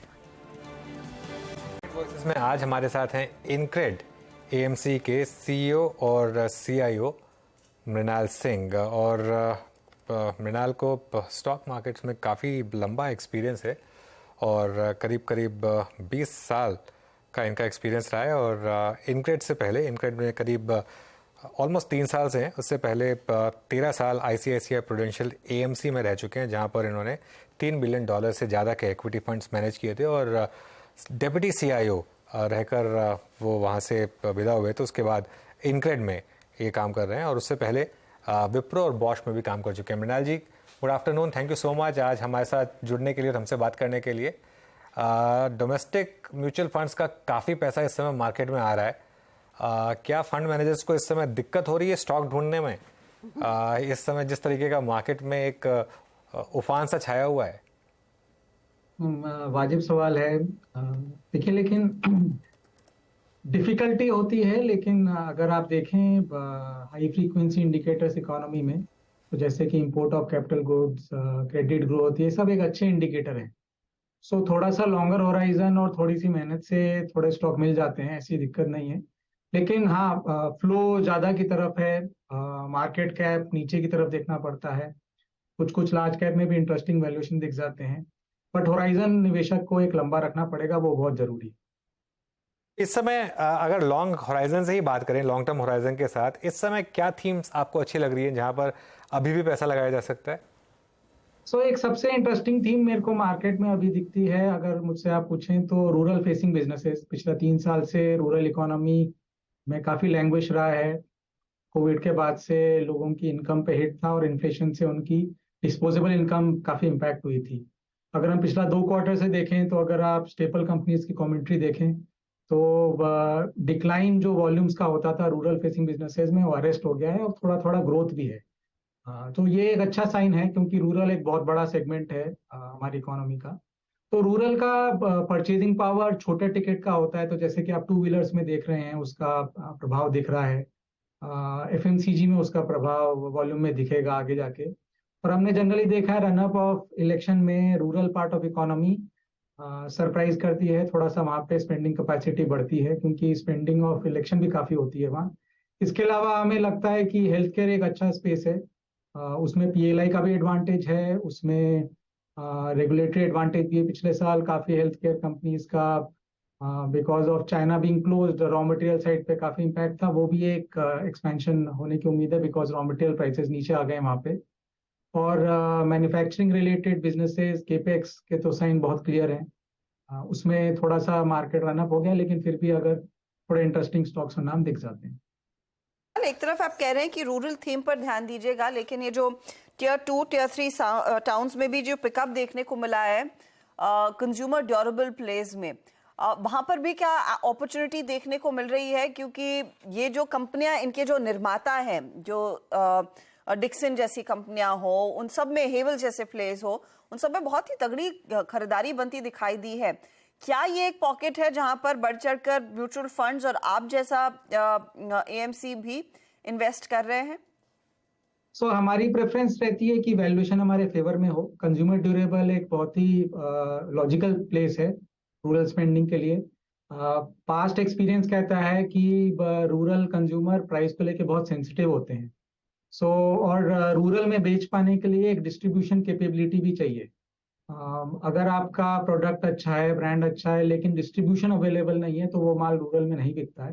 तो 2-3 पैरामीटर देखने पड़ते हैं कि डिस्ट्रीब्यूशन अच्छा हो, भले ही वो रीजनल हो, जरूरी नहीं है कि हर बिजनेस का पैन इंडियन डिस्ट्रीब्यूशन हो। प्लस एक वैल्यू प्रोपोजिशन होनी चाहिए प्रोडक्ट की क्वालिटी के साथ रूरल कंज्यूमर के लिए। और छोटे टिकट आइटम ज़्यादा वॉल्यूम दिखाते हैं। तो जैसे कि एग्जांपल लें, अगर कुकर ही है, तो कुकर में हमने देखा है कि मीडियम प्राइस्ड और छोटे कुकर का वॉल्यूम ज़्यादा होता है। तो इस टाइप की चीज़ें कंज्यूमर ड्यूरेबल में, एंट्री लेवल एसक्यूज जिन्हें कहा जाता है मार्केट की भाषा में, उनमें ज़्यादा इंटरेस्ट है। और क्लियरली उधर हम ऐसे बिजनेसेस का वैल्यूएशन ध्यान से देखते हैं, बिजनेस का पोटेंशियल देखते हैं, उसके बाद उसमें निवेश करते हैं। मृणाल, एक चीज आपने इस सवाल के जवाब में कही कि आप वहां ज्यादा ध्यान डाल रहे हैं जहां पर वैल्यूएशन आपके फेवर में हो, लेकिन जिस तरह से मार्केट ने तेजी दिखाई है, सभी सेक्टर्स के बारिंग अ फ्यू कपल जहां पर जियोपॉलिटिकल इश्यूज के चलते या फिर ग्लोबल स्लोडाउन के चलते पिकअप नहीं देखने को मिला हो, लेकिन वैल्यूएशंस महंगे हैं। तो इस समय कोई ऐसा सेक्टर आपने नया आइडेंटिफाई किया अदर देन द 2 जिनकी हमने अब तक बात की है, जहां पर वैल्यूएशन अगर सस्ते नहीं तो ज्यादा महंगे नहीं है? इंटरेस्टिंग पॉइंट है। अगर आप निफ्टी भी देखें तो निफ्टी का एक एक्स वैल्यूएशन है, बट वो एक एवरेज वेटेड एवरेज है, आधे स्टॉक ऊपर है, आधे स्टॉक नीचे हैं। तो नीचे वालों में कुछ कुछ इंटरेस्टिंग दिख जाते हैं। अब BSE 500 पे जाएंगे तो और दिख जाते हैं, जैसे कि मैं कहूँगा 2 व्हीलर ऑटो और पूरी सप्लाई चेन, ऑटो एंसिलरी, मैं कहूँगा API मैन्युफैक्चरिंग, PLI वगैरह का कुछ सेक्टर्स में अच्छा खासा रब ऑफ है, उनकी लॉन्जिटिविटी और कैपेसिटी काफ़ी अच्छी है। तो इस टाइप के सेक्टर में वैल्यूएशन इंटरेस्टिंग मिल जाती है। इवन कंज्यूमर ड्यूरेबल्स में भी अगर आप नॉर्मली टॉक्ड अबाउट नेम्स के परे होके देखें तो उसमें भी इंटरेस्टिंग वैल्यूएशन मिल जाते हैं। पावर यूटिलिटीज एक और सेक्टर है, पावर एंसिलरीज, जिसमें भी इंटरेस्टिंग वैल्यूएशन है। ओके मृणाल जी, एक प्रश्न आपसे ऐसे स्पेस से पूछूंगा जिसको शायद मैं अगर बीते 3 साल की कसौटी पे देखूं तो बहुत चल चुके हैं। मैं PSU बैंक्स का जिक्र करता हूं। जब से आपसे बात हो रही है सारे स्टॉक्स 52 वीक हाई पे हैं, 3 साल के हाई पे। लेकिन अगर मैं कंपेयर करूं वर्सेस डेकेड तो अभी भी इनके ऑल टाइम हाई बहुत बड़ा एक डिफरेंशियल मेंटेन करते हैं। आपका व्यू क्या कहता है सर इस वक्त PSU बैंक्स पे आपका कन्विक्शन कितना है? एक ज़माने में मतलब 2010, 11, 12 की बात बता रहा हूँ मैं आपको, 10, 11% की रेंज में आपके जो NPS थे, ग्रॉस NPS पहुँच गए थे। आज की स्थिति में अभी और अपसाइड कितना PSU बैंक्स में खुला हुआ है? देखिए, बैंकिंग में हमारी प्रेफरेंस क्लियरली मॉर्गेज साइड में है। हमको हाउसिंग मॉर्गेज एक अच्छा सेक्टर लगता है, वहाँ पे अंडर पेनिट्रेटेड स्पेस है, मार्केट अपॉर्चुनिटी बहुत बड़ी है। सो बैंक्स एक एक्चुअली एक इनडायरेक्ट एक्सपोजर ऑन इकोनॉमी और इसके अलावा कैपेसिटी क्रिएशन, ये सब हाउसिंग भी इम्पैक्ट देता है उनके फाइनेंशियल्स पे। लेकिन हमारा क्लियर प्रेफरेंस है कि हम मॉर्गेज की तरफ ज़्यादा रुझान रखते हैं। बैंकिंग में प्राइवेट सेक्टर बैंक्स के रिजल्ट अच्छे आए हैं, बट वैल्यूएशन में मोर और लेस अच्छे रिजल्ट हैं कुछ बैंक को छोड़ के। PSU बैंक्स में काफ़ी balance sheet spick and span है। मैं कहूँगा कि इंटरेस्ट रेट अगर यहाँ से बढ़ेंगे तो शायद थोड़ा सा उनको फायदा हो, बट क्लियरली हमारे को वैल्यू मॉर्गेज कंपनीज में दिखती है, तो हमारा मॉर्गेज की तरफ ज़्यादा रुझान। ओके, मॉर्गेज की तरफ ज़्यादा ध्यान। 9990.5 मतलब ऑल टाइम हाई से सिर्फ 1 पॉइंट दूर रह गए थे, सिर्फ 1 पॉइंट दूर। लेकिन खैर है तो वो 1 पॉइंट, जो उसकी वेट तो हमको करनी पड़ेगी। 1 पॉइंट ही सही, लेकिन वेट करेंगे उसकी, कोई बात नहीं। अच्छा मृणाल जी, IT पर इस समय क्या व्यू बन रहा है, खासतौर से लार्ज कैप IT पर क्या व्यू होगा यहाँ पर? इंटरेस्टिंग सेक्टर है, क्लियरली वॉच में है। मेरे ख्याल से जितना मार्केट को एंटिसिपेटेड है स्लो डाउन या रिसेशन जैसे कि US में लोगों का एक्सपेक्टेशन है, मेरे को नहीं लगता कि इतना कुछ आएगा, क्योंकि फेड ने ऑलरेडी पिछला 18 महीने में 5.5% रेट उठा लिया है। अभी भी अनएम्प्लॉयमेंट और ग्रोथ पे ज़्यादा इम्पैक्ट नहीं है। तो IT looks better place. Valuation थोड़ा सा करेक्ट हुए जिन नाम में, पर्टिकुलरली लार्ज कैप में, उनमें थोड़ा वेट बनाया जा सकता है, बट किसी डिप में अगर अच्छा स्कोप मिलेगा तो उसमें वेट बढ़ाया जाए। चलिए 19,991। मृणाल जी बहुत बहुत शुक्रिया आज हमारे साथ जुड़ने के लिए। और अब ऑल टाइम हाई से सिर्फ 1 ही पॉइंट दूर रह गए, 19,991.65, 19,992 ऑल टाइम हाई। लगा दीजिए जरा ऑल टाइम हाई। निफ्टी इस समय ऑल टाइम हाई पर हजता, और जो हम डिस्कस कर रहे थे कि मंडे को शायद ऑल टाइम हाई आ जाना चाहिए, और जिसे कहते हैं एकदम भगवान ने सुनी हमारी बात, और ऑल टाइम हाई निफ्टी पर लगा इस समय फ्रेश। ऑल टाइम हाई 19,992, ये सेलिब्रेट करने का मौका इस समय, और बहुत बहुत बहुत आज खुशी हो रही है एक्चुअली। बधाई हो अनुज आपको भी, क्योंकि बहुत ही जोरदार खरीदारी देखने को मिली, और ऐसा लग रहा था स्पेशली अगस्त की सीरीज जिस तरह से क्लोज होती हुई दिखाई दी थी कि अब थोड़ी सी हमारी चाल फिसड्डी रहेगी। लेकिन पिछले 6 ट्रेडिंग सेशन से जो मोमेंटम पकड़ा है, आज का दिन तो ये बनता है। बिल्कुल, वो इसीलिए बनता है। इनफैक्ट हमारे साथ नीलेश शाह जुड़ गए। नीलेश भाई गुड आफ्टरनून। मुझे पता है कि ये तो एक शायद एक माइलस्टोन है, ये एक फाइनल हमारी जर्नी का एक वो डेस्टिनेशन नहीं है, ये कहेंगे आप इस 20,000 के माइलस्टोन को, और आपको भी बहुत बहुत मुबारक हो। डेफिनेटली अनुज भाई, heartiest congratulations everyone to the all time high. But Bharat की ग्रोथ की जर्नी में ये तो सिर्फ एक अचीवमेंट है, अभी मंजिल तो बहुत आगे है। एंड जैसे हमने देखा है, कल जहाँ पे सेंसेक्स था आज वहाँ पे निफ्टी है, और आज जहाँ पे सेंसेक्स है किसी दिन निफ्टी वहाँ पे पहुँच जाएगा। समय जरूर लगेगा, लेकिन पहुँचेगा वो बात भी पक्की है। बिल्कुल पहुँचेगा वो बात भी पक्की है।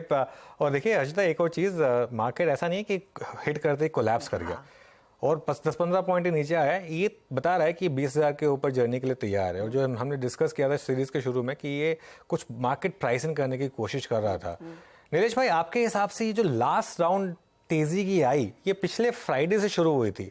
उस समय एक हल्का सा बज़ बना था कि शायद जो पार्लियामेंट सेशन स्पेशल बुलाया जा रहा है ये अर्ली इलेक्शन के लिए, हालांकि उसके बाद उस पर कोई क्लैरिटी आ नहीं पाई।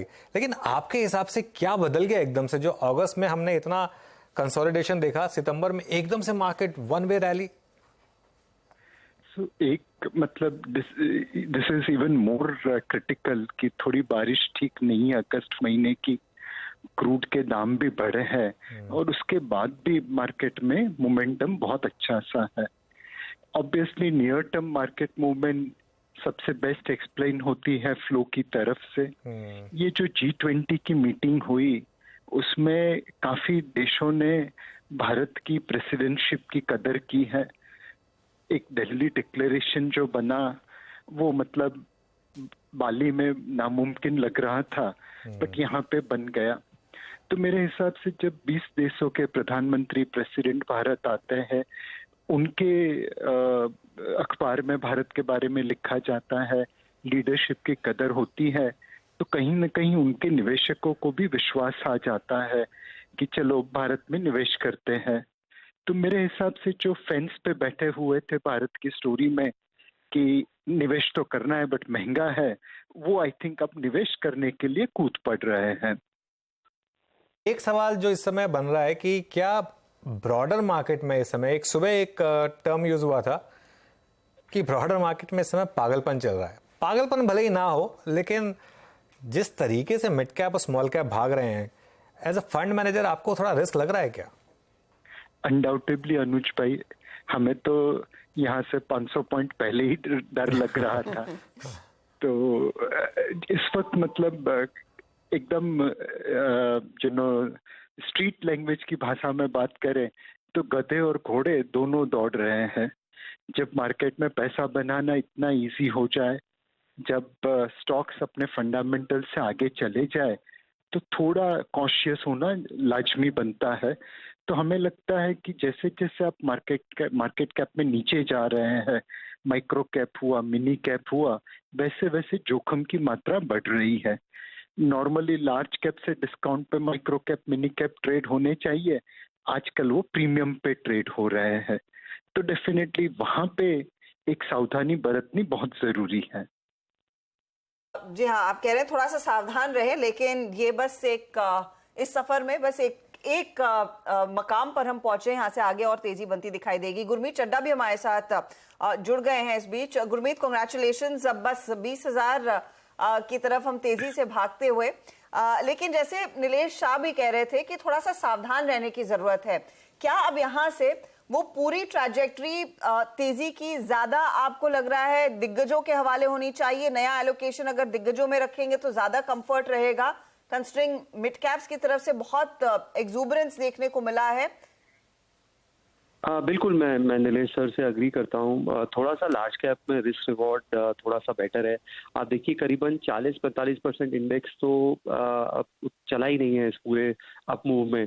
तो आप अगर HDFC बैंक लें, आप IT पैक लें, आप अगर रिलायंस को भी देखें उसके पिछले हाई से, और जियो फाइनेंशियल को इनकॉर्पोरेट भी कर लें, उसके अलावा आप स्टेट बैंक ऑफ इंडिया देखिए, HUL देखिए, काफ़ी सारे हैवी वेट्स हैं लगभग 40-45% निफ्टी के, जो एक्चुअली अगर आप देखेंगे तो 10-15% शायद अपने प्रीवियस हाई से नीचे हैं, और थोड़ा सा एक्सूबरेंस है। और हमने देखा है कि जब भी आप देखिए अगर 3 साल का आप रिटर्न देखेंगे एक स्मॉल कैप फंड का, तो 25-30% का एवरेज है कैटेगरी रिटर्न। लास्ट 1 ईयर तो और भी अच्छा है।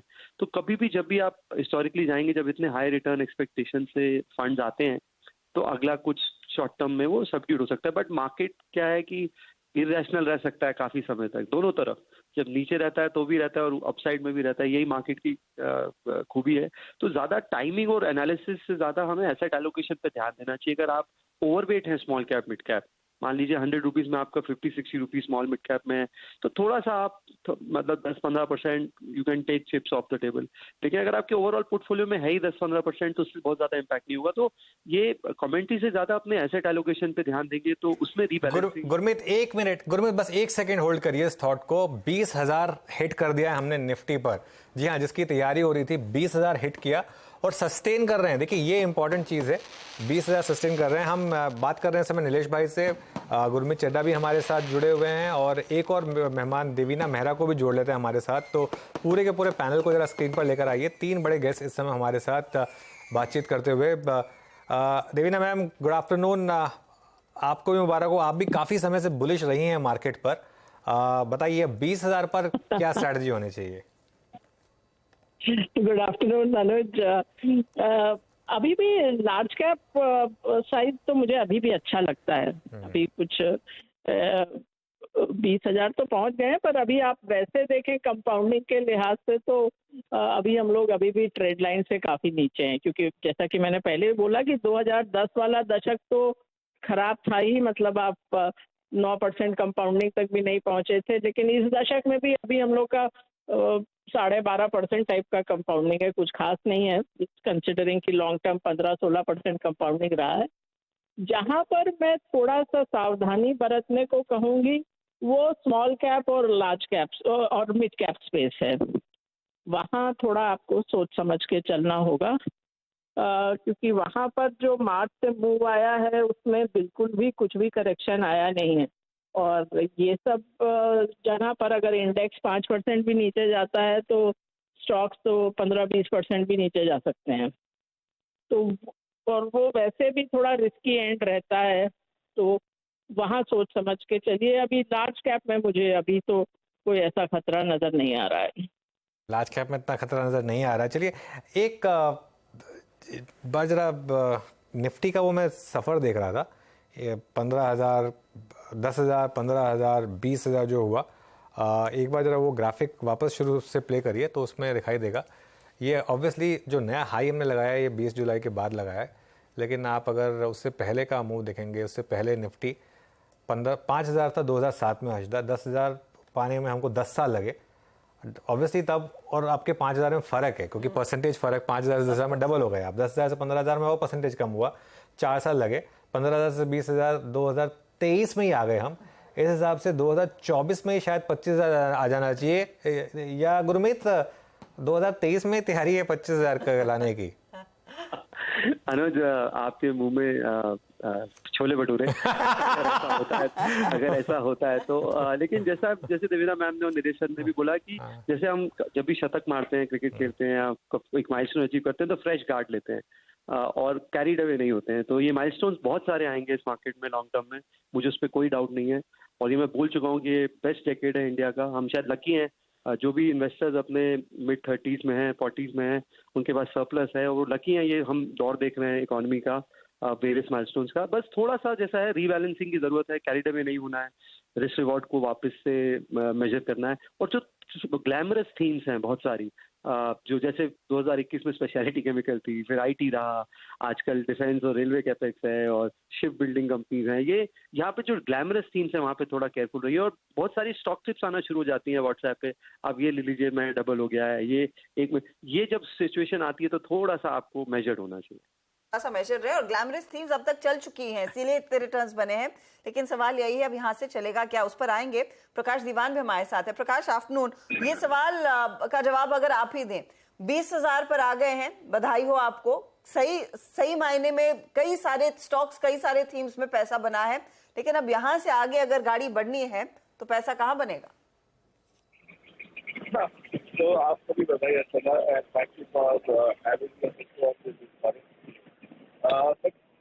आई थिंक एक चीज हमें याद रखिए कि 20,000 का आंकड़ा एक स्टैटिस्टिकल माइलस्टोन है। कंपनी के परफॉर्मेंस, कंपनी के भाव, उसके डिमांड, ये सब चीजें थोड़ी सेंटिमेंटली इम्पैक्ट करेगी, बट फंडामेंटली कोई चेंज नहीं होगा। मुझे जो 2 चीज कहनी है, और वो बहुत मैं देख रहा हूँ जो सोशल मीडिया में कम्युनिकेशन घूम रहा है उसके हिसाब से, कि एक तो फोमो बहुत ज्यादा हो जाता है जब लोग माइलस्टोन देखते हैं और कि हमने तो कुछ किया ही नहीं, और दूसरा एक फोमे है which is fear of made enough, उससे जल्दी निकल भी जाते हैं कि अब 20,000 हो गया निफ्टी, अब क्या बचा है, मतलब अब क्या होगा, अब तो करेक्शन आएगा। तो दोनों साइड के दोनों पहलू दिखते हैं लोगों को।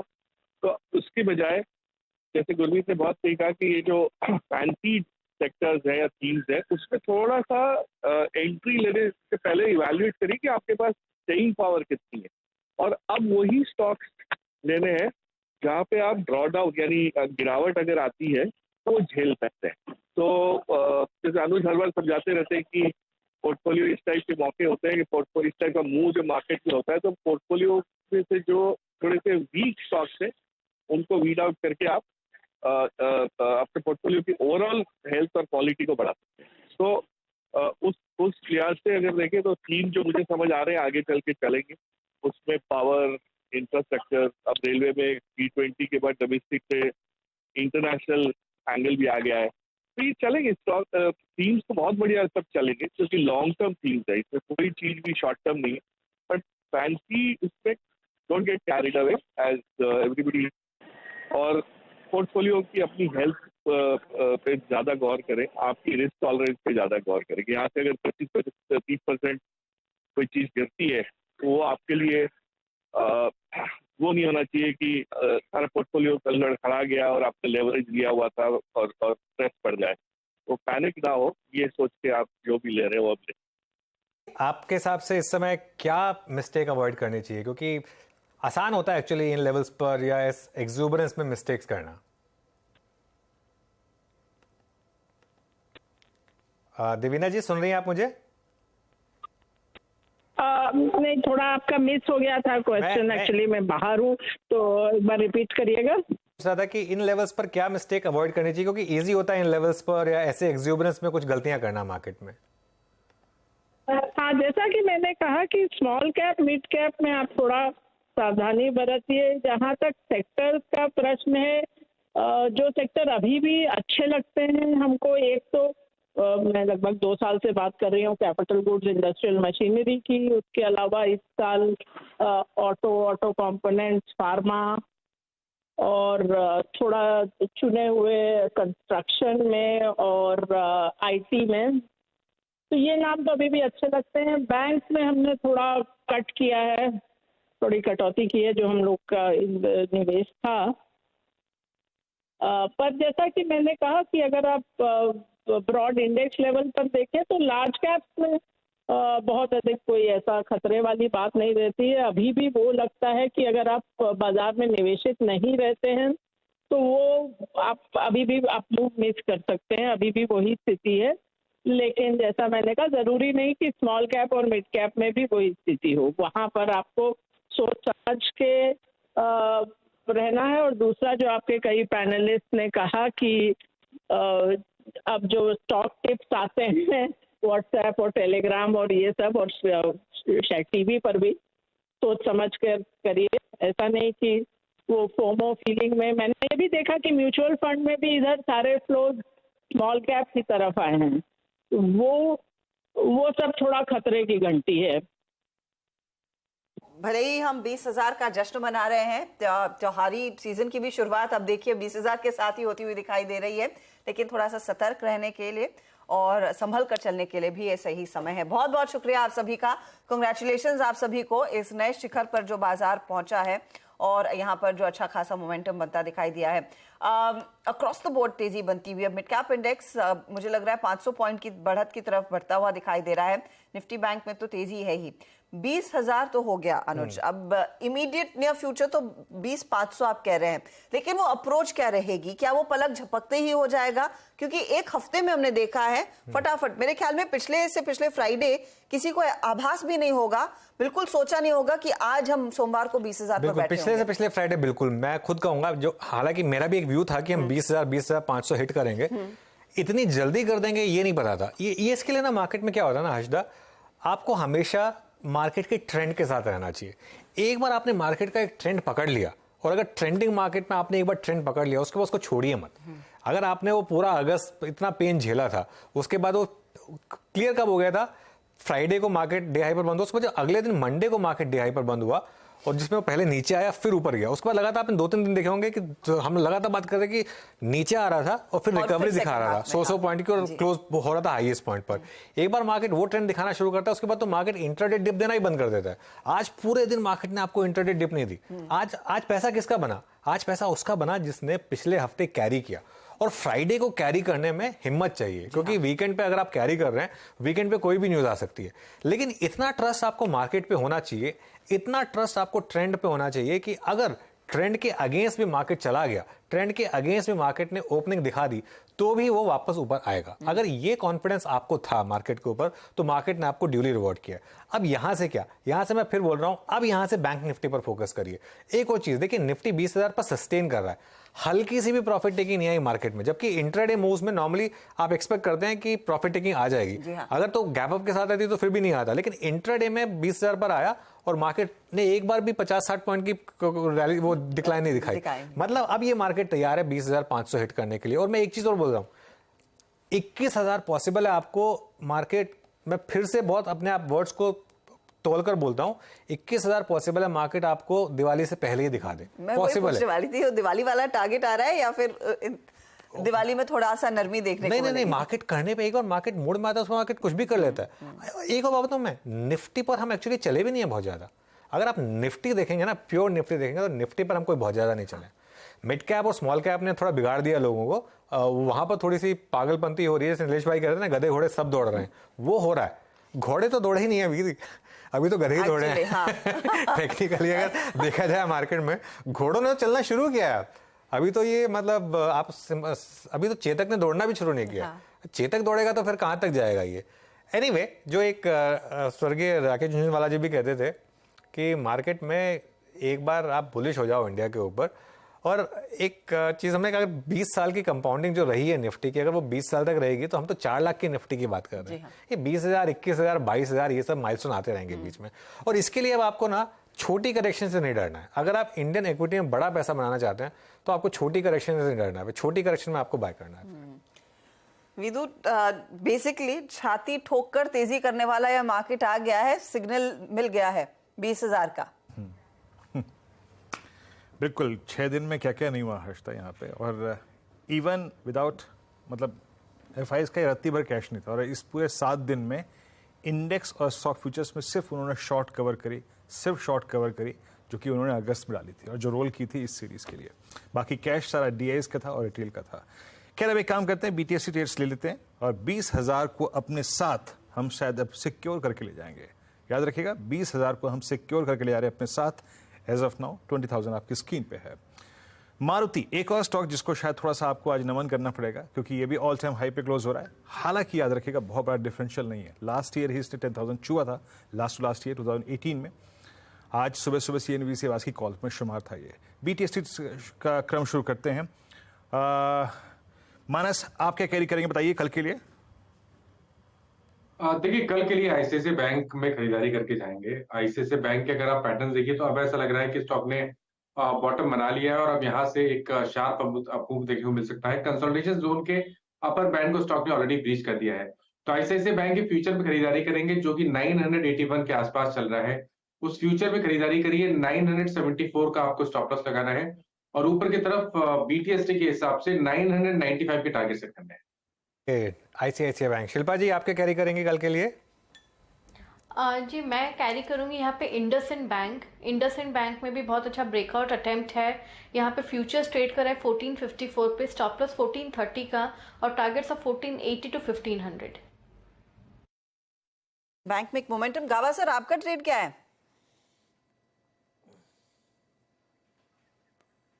गावा सर, आपका ट्रेड?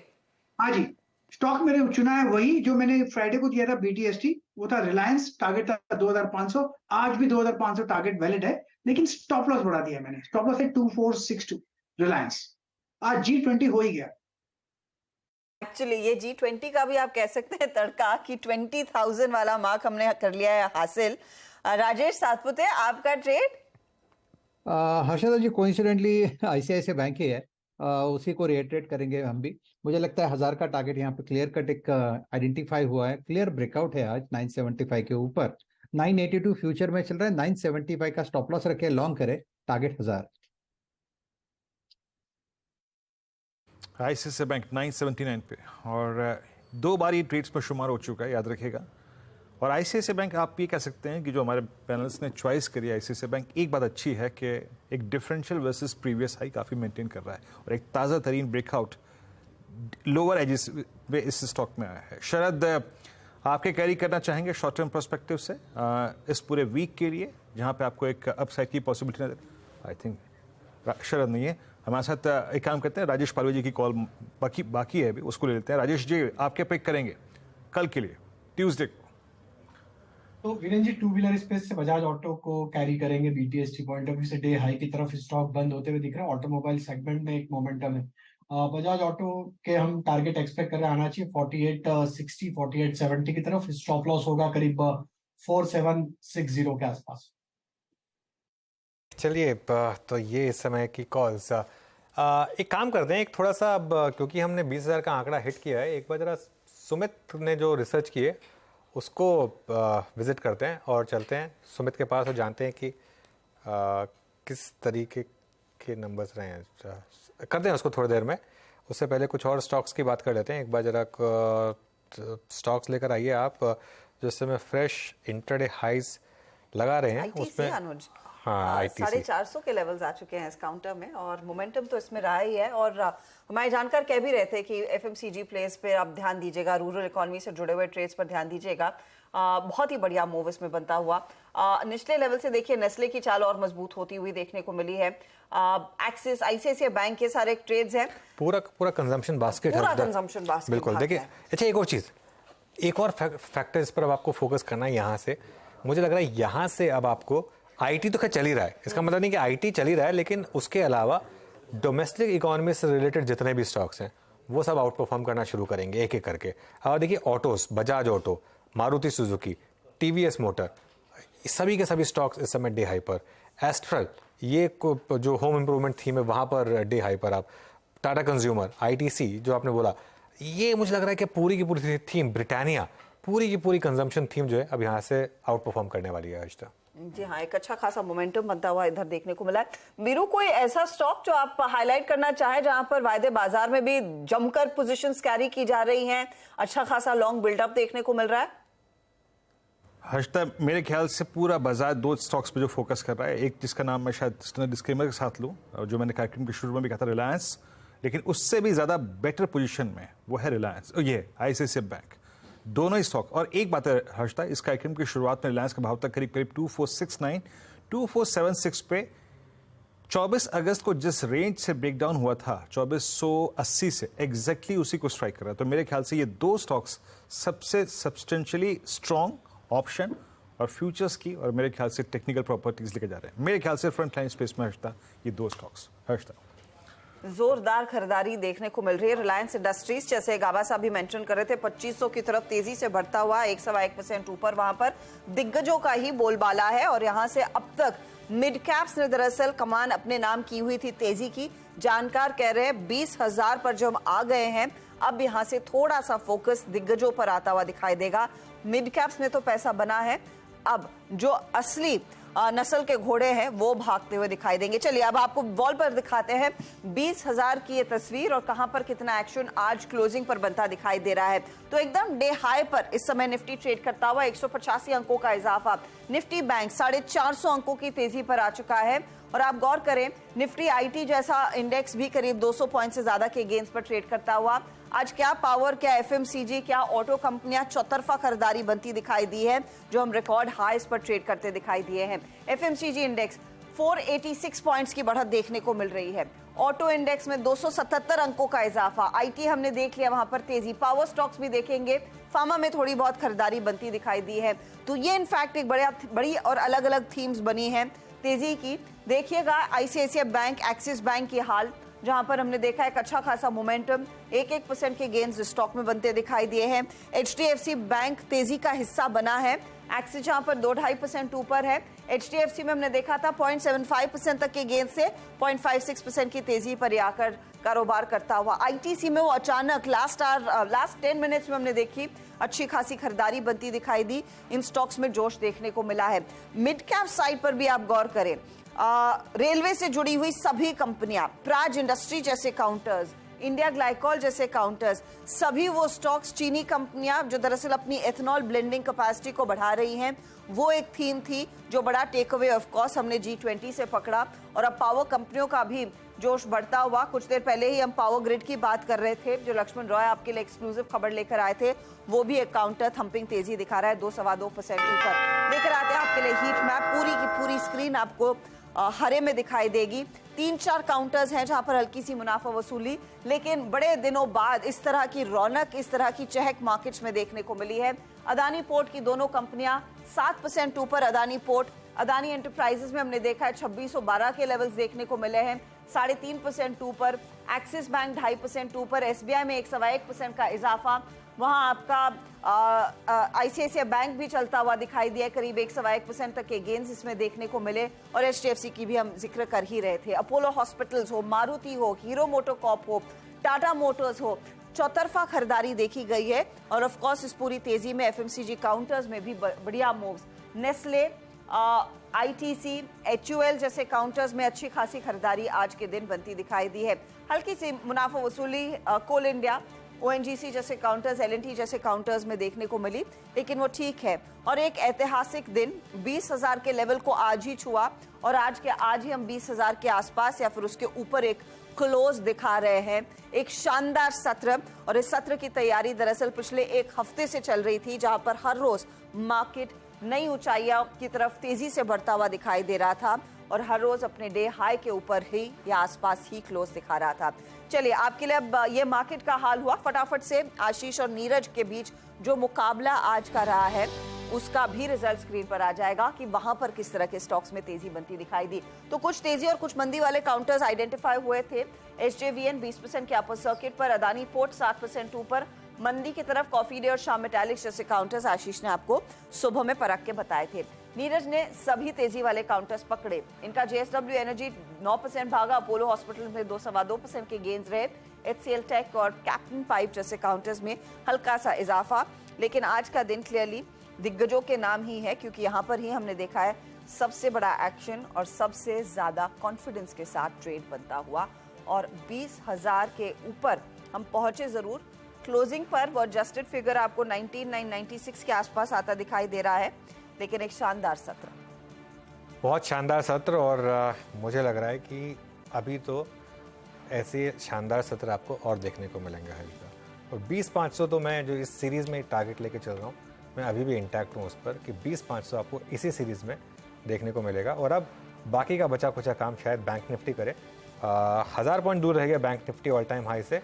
कल से हम तैयारी करेंगे बैंक निफ्टी के ऑल टाइम हाई। वीरो जी हाँ, तो 20,000 से आखिर पर पर्दा हट ही गया। श्रीलंका में अभी भी पिच के ऊपर पर्दा है, यानी कर्व्स पड़े हुए हैं। देखते हैं मैच होगा कि नहीं होगा, लेकिन कल यानी मंगलवार को सुबह 6:57 पर मुनाफे की तैयारी लेकर हर्ष टाइम में आशीष नीरज जी उपस्थित होंगे। उसके बाद 7:57 पर मुनाफे की तैयारी। तब तक के लिए नमस्कार और एंजॉय 20,000।